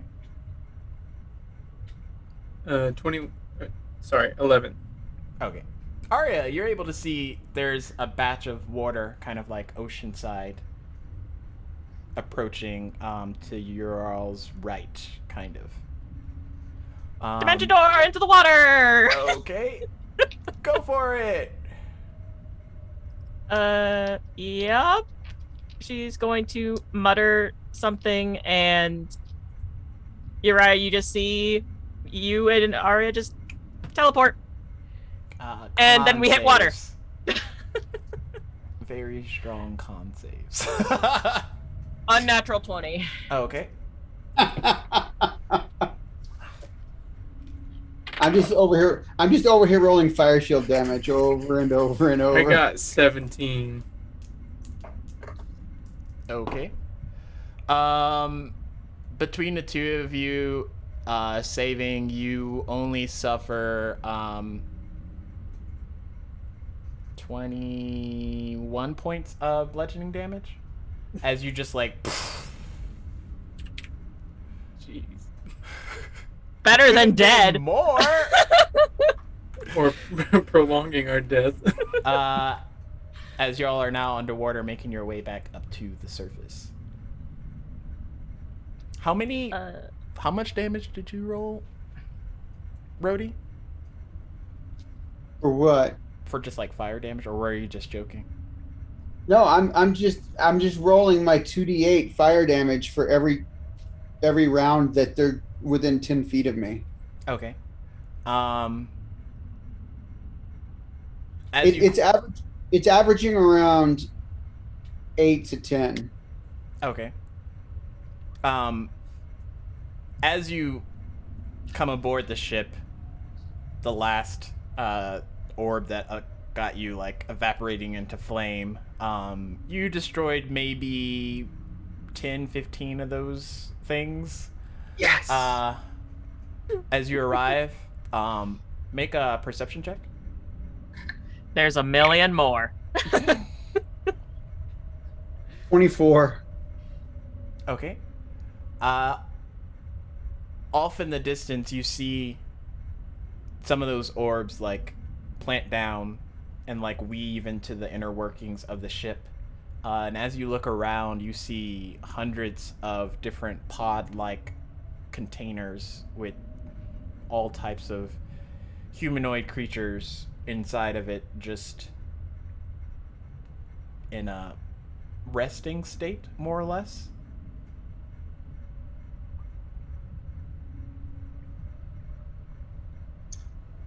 I don't like this. I'm going to start pulling the cords and tubes out of the walls. You watch as you do it to the first person. Their body recoils unpleasantly, unhuman-like, and they just die in their fetal position. No! Can you get back in? The blood back into the body. It didn't happen that way in the Matrix. Oh no! They were freed. You took the wrong pill. You're not supposed to take both. Oh no! Fuck. I'm just looking for an enemy to keep burning. Where you are, it's more or less the pod holding area, so it's mostly just more of those pods. The ship is very, I want to find that tub that has those little hatchling things in it that they put in people's eyes. I'm going to find that tub. You really want to do that? You really want to do that? I'm going to find that tub and I'm going to boil it. I'm going to boil every single one of them. Okay. As you're progressing around this ship, you don't see the tub, but you do see Arlo and Torgrim and Melee and Lucas and a small bird. A very strong small bird. Who's Torboon or whoever said? He's the dwarf. He's a specialist for freaking cargo. Oh, okay. He joined the crew in spirit before you did. Yeah, essentially. I see. I want to know why we're still only level 10. We've been playing this campaign for like 4 months. Well, after today's episode, y'all will level up. But also after today's episode, y'all will get a very nice surprise. Oh. Well, Elindy's not going to be very happy with me. I lost the ship. I don't deserve 2 episodes. I don't deserve to be first mate. I leave it with you with 2 episodes, first mate, and it's destroyed. You see, what happened was you still have a very unconscious itch on your person there, Rhodey, just so you know. Okay. Itch. Itch. Pick up. Maybe you should go back to the Shadow Realm while you still can, and at least to let Elindy know what's taken place. Well, what about you, Rhodey? Well, there's nothing I can do. I don't unless you can bring us all with you. Are you able to do that? I can try. And he focuses. Okay, maybe not. Okay. Can you get yourself out? Yeah, I can try.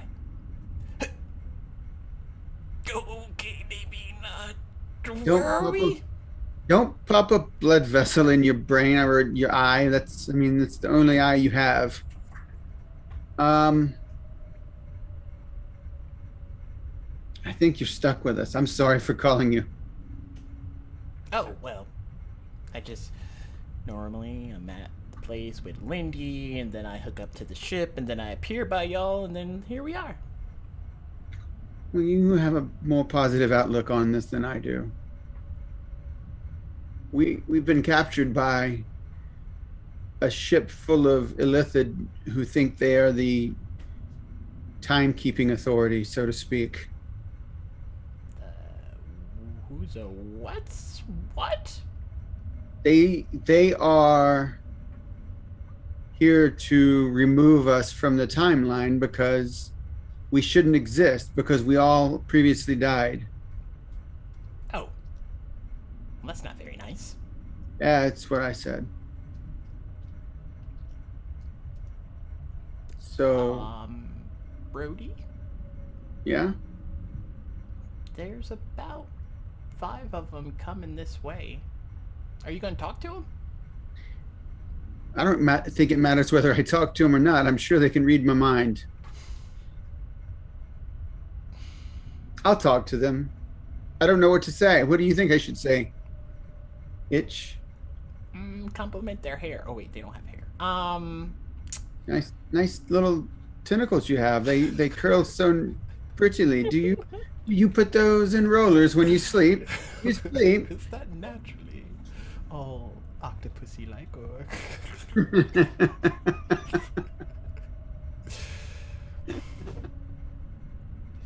So Rhodey, you watch as, sure enough, these 5, not the same, not that you can tell them apart or that anything like that, but they are not the same illithids that were on the ship prior. One of them seems to be kind of feminine in appearance and looks down at you. You're lovely. Come with us. I don't think we have a choice, so all right. And as you follow the 5 of them, they lead you through this ship. There's like weird membrane type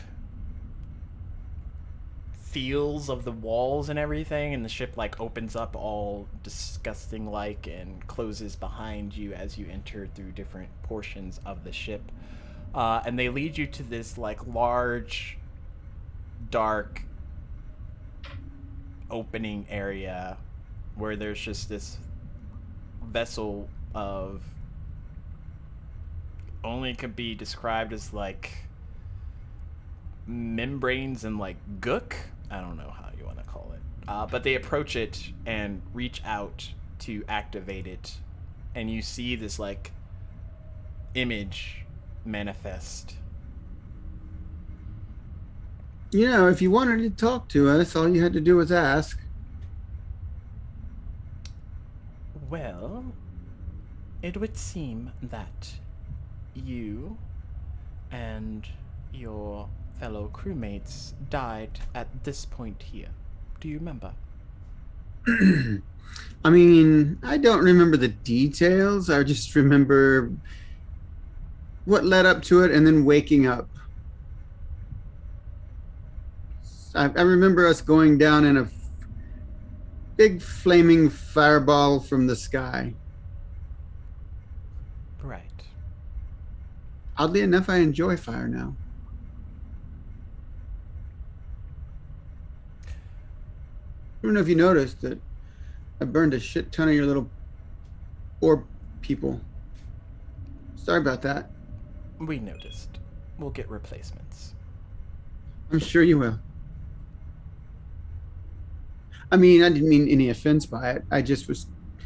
I mean, you would expect someone to resist, right? Perhaps. Unless Anyway. they're made to me aware of the situation at hand. Okay, so we've been made aware. We died, you're right. At this point, when the dumpster fire was literally on fire, and it went down and crashed into this little restaurant, and it killed young Arlo and Arya and many other people as well, but we were all special, so we were told, and we were brought back for a specific purpose that If we accomplished our goal, then we would get our lives back and we would be put back into our proper location in the timeline. We would not remain out of sync, so to speak. This out of sync timeline was a temporary situation. Right. Well, Because if we survive that fight or somehow able to avoid it by doing something against the former Blood Wolf Queen, then she's no longer got that power. Then we would be put back in our rightful place in the timeline. this is why muddling with time is frowned upon. And by frowned upon, it's not allowed. Why do you think you have the authority on what is or isn't the proper timeline? Because if we don't have the authority, who will? There's another person that died that day. One that's not part of your crew. One Who would that that be? wreaks havoc and destroys far more than the mere dozens that airship of yours collided. Who would have that have been? His name is Gray. He's a barbarian human.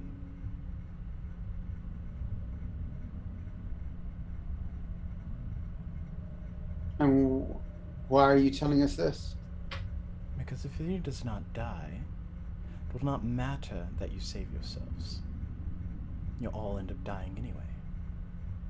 So, what if, listen, now hear me out.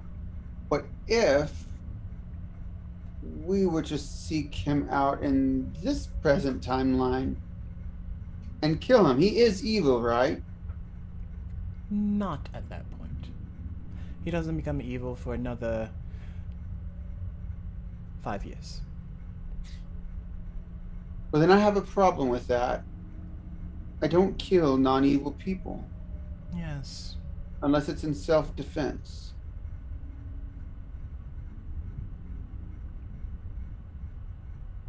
Some would say you Illithid are the evil ones.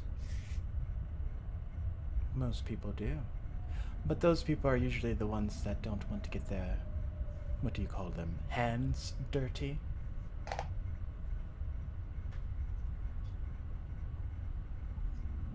We're not here to strike bargains with evil and good. It's far more complicated than that.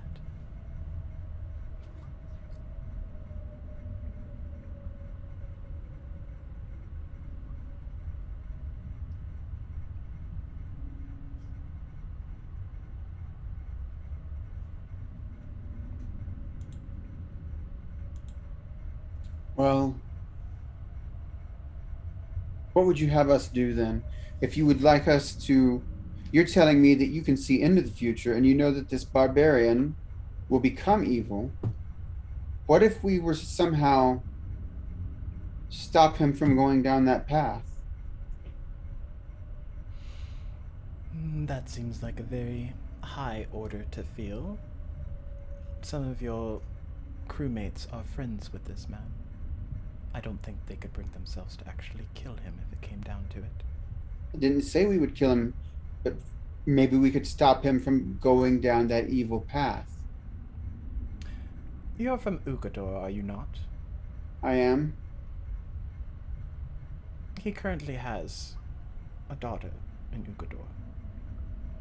And once he finds out his daughter is still alive, he will go down a raging spiral of madness. Of whom do you speak? The daughter, her name's Colty. I know her. So Joseph? No. Joseph is partly the reason why he lost his daughter. The man named Gray, that is.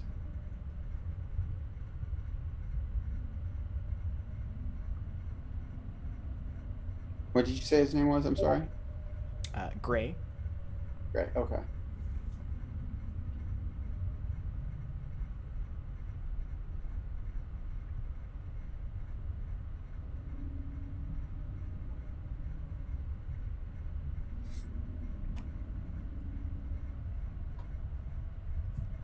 But he's a good man right now, right?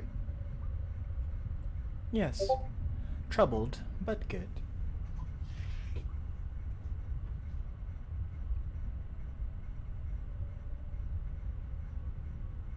What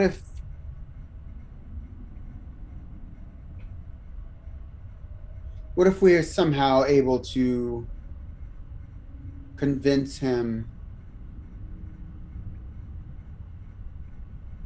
not, maybe we could show him this path that he is bound to travel upon, to warn him of it, so that he doesn't make that same decision. That's the thing about revealing the future to people. If you tell someone the day that they're going to die, the moment it happens,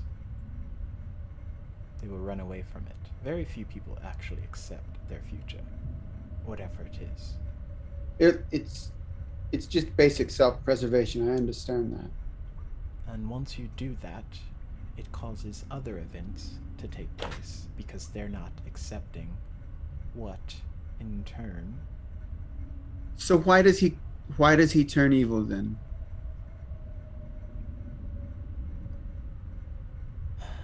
I fear if I tell you this information, it will not be very beneficial to the situation at hand. Right now, we need to correct your mess.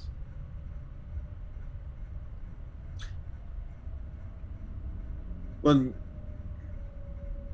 you can't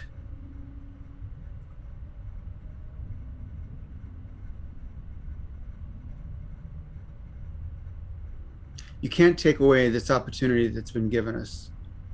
At least give us the chance to carry out what we were brought back for.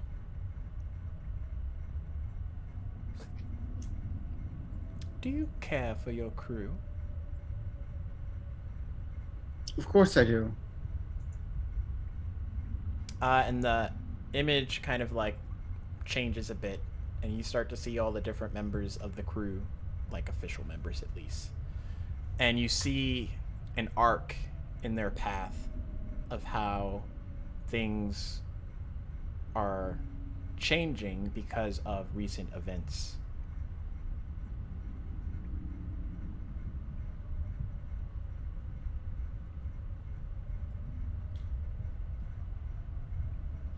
You mean these events that you've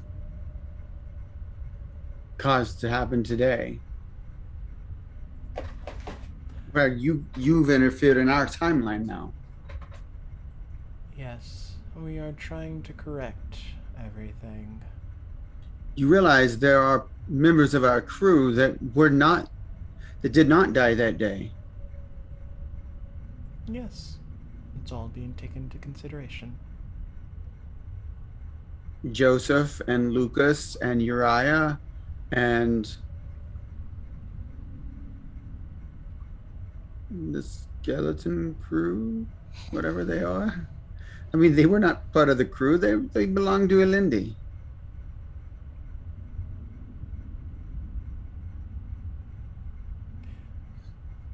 Do you mean Hold. this, Alindi? And she like wavers, and you see Alindi sat at a throne. And there's shadow forms of you, Rhodey, and the other crew members around him. And he's sat there, waiting.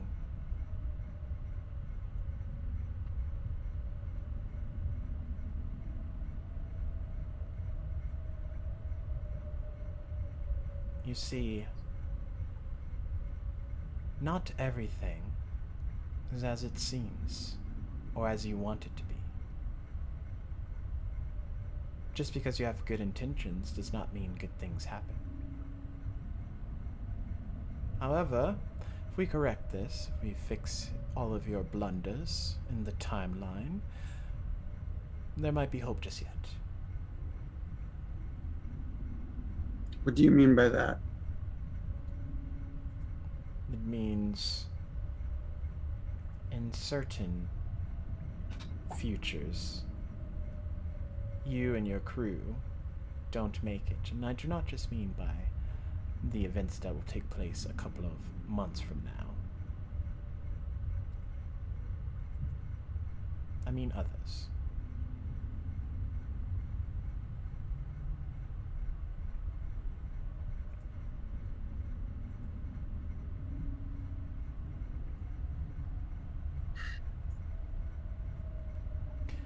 We have What much do you to discuss. What do you propose? You will help us for a change. I will not host one of those damn tadpoles. I have no intentions of installing one of those into your brain. You have shown remarkable resilience to our telepathic intrusions. That's just lucky rolls of the die today. Honestly, it was. No, play it cool. Play it cool. Yeah. Oh, totally, yes. Totally Of have course. that embedded in me. Yes. When she was the Blood Wolf Queen, she did train me in mind resiliency techniques. I'd imagine that were true. Still, there's much to discuss. And she kind of like walks away from that council membrane area and like proceeds on through the ship. The other four kind of like wait behind, but like look at you, waiting for you to follow after. All right. I'm following. An itch kind of like sits on your shoulder, not exactly sure what to do as you progress through. The scene. Oh, I was just saying, I don't think we have a choice but to follow right now. yeah, okay. The scene shifts over to Arya and Uriah getting crashed upon by wave after wave.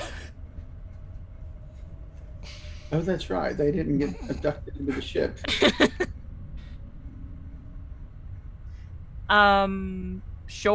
Sure, yes. Is Do you there see any of those things coming after? Not that you can tell. Okay.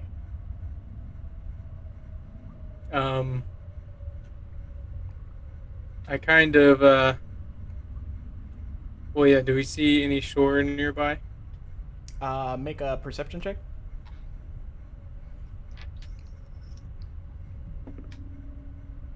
$18. Yeah, you can see it off to your like left. I'm glad Uriah did, because Arya didn't see shit. You got turned around during the dimensional door, like. Guess so. Okay, so I will kind of like shoulder her like lifeguard style and swim towards the shore. And I swim very fast because of my cloak. Okay. It takes you roughly maybe 5 minutes. Arya might have overshot the depth of the dimensional door drop, but you make it back to the shore. And up ahead, there's like a crack in the fabric of reality, it seems. And there's like light shooting out from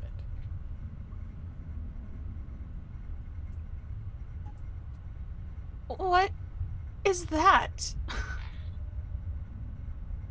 It does not look good. Are you okay after that fall? I'm a little hurt, but I'll be all right. What about you? Same, but thank you.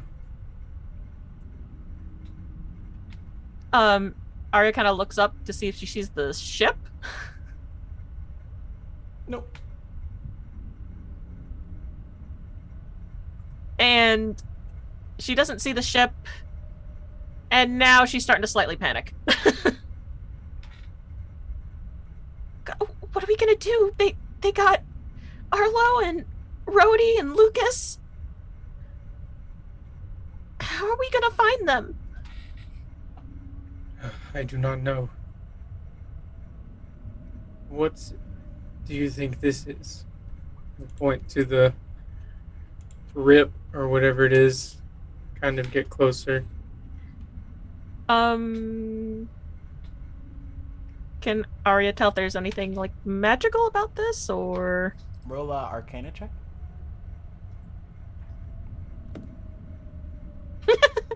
no? She don't. That's a 4.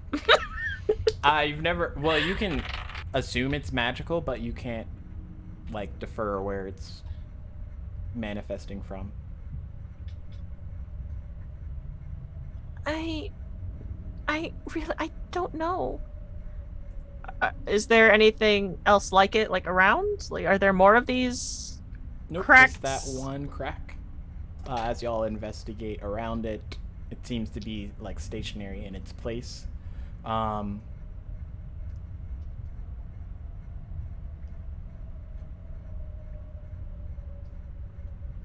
out the rope. Tie it to myself.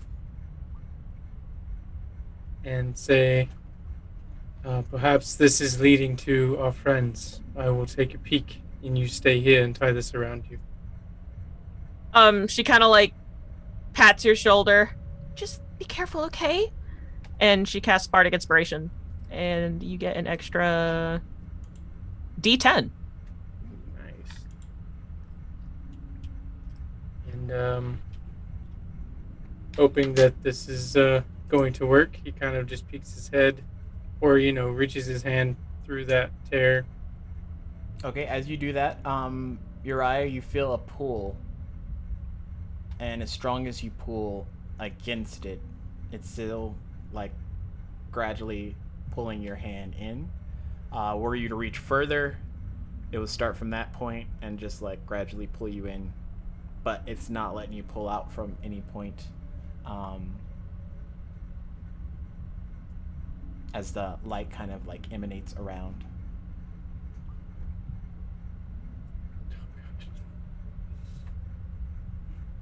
Well, it's not letting me go. What do you mean it's not letting you go? It's she's pulling gonna- me in. She's gonna try to pull him out. Right, Arya, you feel it. You can feel him being like slowly tugged in, and no matter how hard you like pull, he's just like stuck at that point, getting pulled in. Okay, don't panic. We'll think of something. She's like trying to she grabs like the back of his shirt, so trying to pull him out. She's she casts like mage hand to see if the mage hand can like help pull him out. I'm assuming it's not working though. Nope. Once he's about like arm deep, Uriah, make a perception check. At 20. Okay. Everything, your whole vision just goes white. And for you, Arya, you see as Uriah just goes into that crack, the rope still tugged out and still being pulled in. Oh gosh. She's gonna try to hold onto the rope and kind of like continuing to try to pull him out. Okay. As the rope gets to the point where like nah. Make a perception check as well. 13. Okay. Your vision also encases in light, and you both find yourselves kind of like floating in this heavenly state above like a flock of clouds and other things. As you look at your skin, it's almost translucent and radiant from the light that beats through entirely. Once it gets to your clothes, your clothes are regular, but your skin and any skin exposed portions are covered in this light. Where are we? Does she recognize where they're at? Nope, it's weird. Like there's clouds. There is kind of like a gate off in the distance. And then up and around, it's like a mixture of space, like the night sky, but if it was radiant in nature.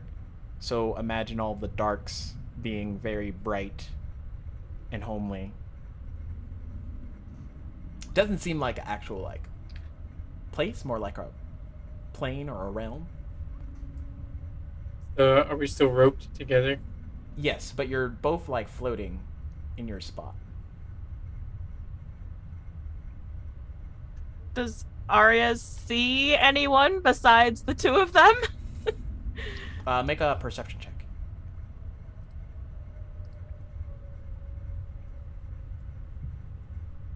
14. Okay. You don't see, but you hear. Do not be frightened, child. You and your friend are safe here. I'm sorry, but where are we? And who are you? I don't know. They call me. And I'm Uriah. They call me the Valiant One, the Watcher. And, well, why are we here? You have lots of work to do, child. Me? Yes. You. I mean, I did just lose my friend, so, I mean, yeah, I do, I guess.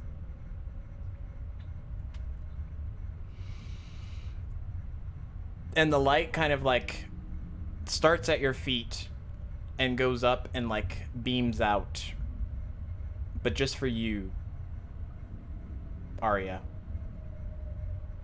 And Uriah, you hear a much different voice in your mind. Don't be fooled. Just sip the tea. Your time will come.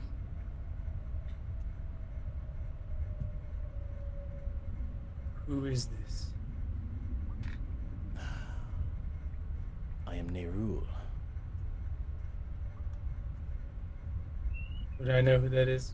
Not offhand. Okay.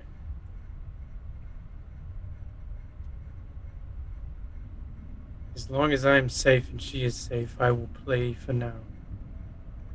Good lad. And for you and for you alone, Uriah, you watch as darkness starts to bead from your feet and radiate upward. But as you look at each other, you still see that initial just sheen, translucent glow in each other's skin. And you feel as if you're being pulled forward, and you come close to the clouds and kind of like graze atop of them towards that gate as it opens up. And then the rope around you kind of like tethers off and vanishes as you're both in that moment.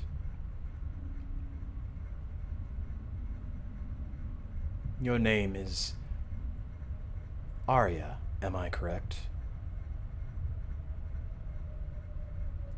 You're muted! Sorry. Yes, my name's Arya. Arya Stratos. And your friend? His name's Uriah. Arya, do you wish to save your friends? More than anything. To have the power to be able to do it?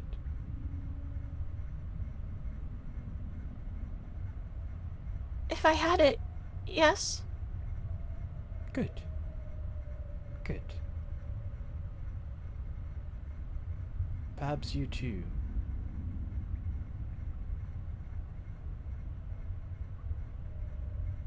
can have the power within you. Me? Oh, no. You as well.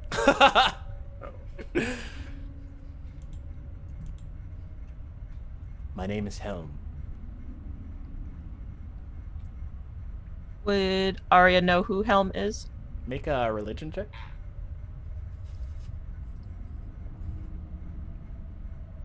Oh, wait. No, I misread. Never mind. Oh my god. She doesn't know who Helm is. It's alright, child. I do not expect you to know who I am.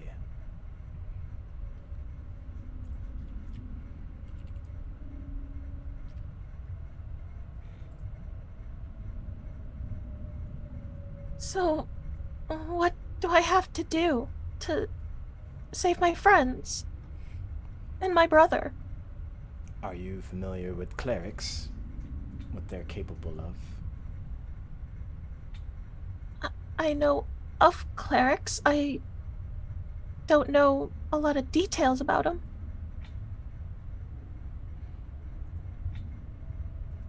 If you give yourself to me, I can help you. You'll become partially cleric, at least however much you're willing to give of yourself to me. And I will imbue in you the power to help your friends.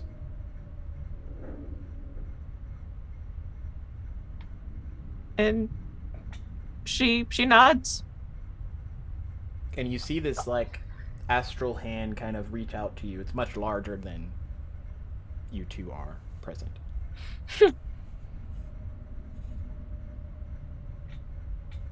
Like, big enough to, like, step on? Or, like a... Yeah, sure, how... yeah. Oh, okay. She kind of looks back to Uriah before kind of, like, looking at this hand. Can my friend come too? It would seem he has his own choices to make. Oh. Will he be okay? I am sure he will. Kind of taking comfort in his words, she then steps forward. And as you get on top of the hand, it kind of like pulls you away from Uriah. And once you're out of view, for you, Uriah, that heavenly visage vanishes and you are in this complete darkness. There's hues of like reds and other things kind of imbuing in those clouds, but the whole structure of everything's much darker and gothic. But for you, Arya, the light remains and things get brighter for you. And Uriah, you hear, "All right, my Reaper. It is time that we make the next move. Are you ready?" I believe so. I don't know what you want from me. And you watch as your two long swords vanish. And in this place, two long swords kind of like manifest in front of you. One is of pure light and the other is of pure darkness. And as they draw close to each other, they wisp and turn into two sides of a scythe. One of pure light, one of pure darkness. And it turns itself in a way and presents itself towards you. "There, my Reaper, a weapon to match your appetite. With greed in his eyes at that word, he kind of can't help but reach out. And as you touch it, the light and dark parts kind of like wisp out and start to enthrall over you, and you feel stronger, more powerful. And that thirst inside of you grows. And as you grab that weapon, you test the weight of it in your hand, and it feels natural. And you unhinge them, and they both become that light and dark long sword. Do you feel that? That natural power? Yes, I feel it. And this is what you can use to strike down your enemies. Why me? I will answer that question in time. But for now, you have work to do, my boy. Very well.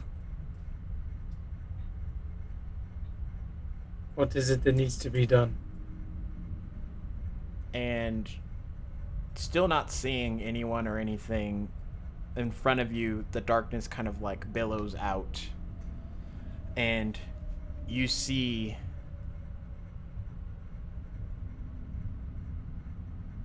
Brody and Arya and Arlo,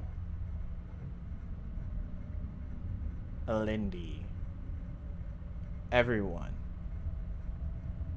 dead.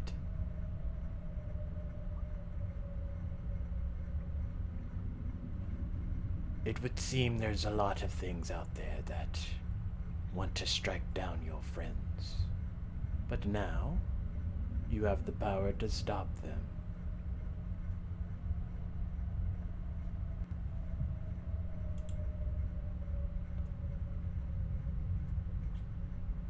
Would Uriah feel like this would have to do with what happened in my first episode, I guess? Or is this... Similarly, yes, it does feel like the same kind of feel. Okay.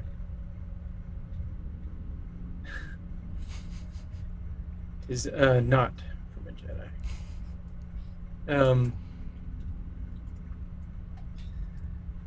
I felt this inside, and I knew it would creep up eventually. Thank you for your patronage. I shall use it well. Yes, I am sure you will. But come on, you can't dawdle too far. Arya might start to worry. And for you, Arya, you watch as the hand like brings you into this new area, and this bow appears in front of you, imbued in light, and presents itself to you. Child, with this weapon, you shall do much good. She's kind of hesitant to touch it at first. It's okay for me to touch it? Yes, it is yours.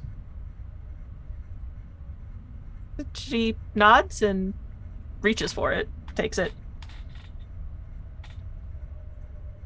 And in that moment, the two of you hear almost in unison from your selective patrons.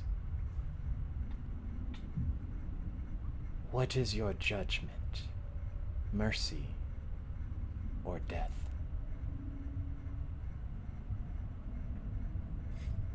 And for you, Arya, what do you say? Mercy. And Uriah?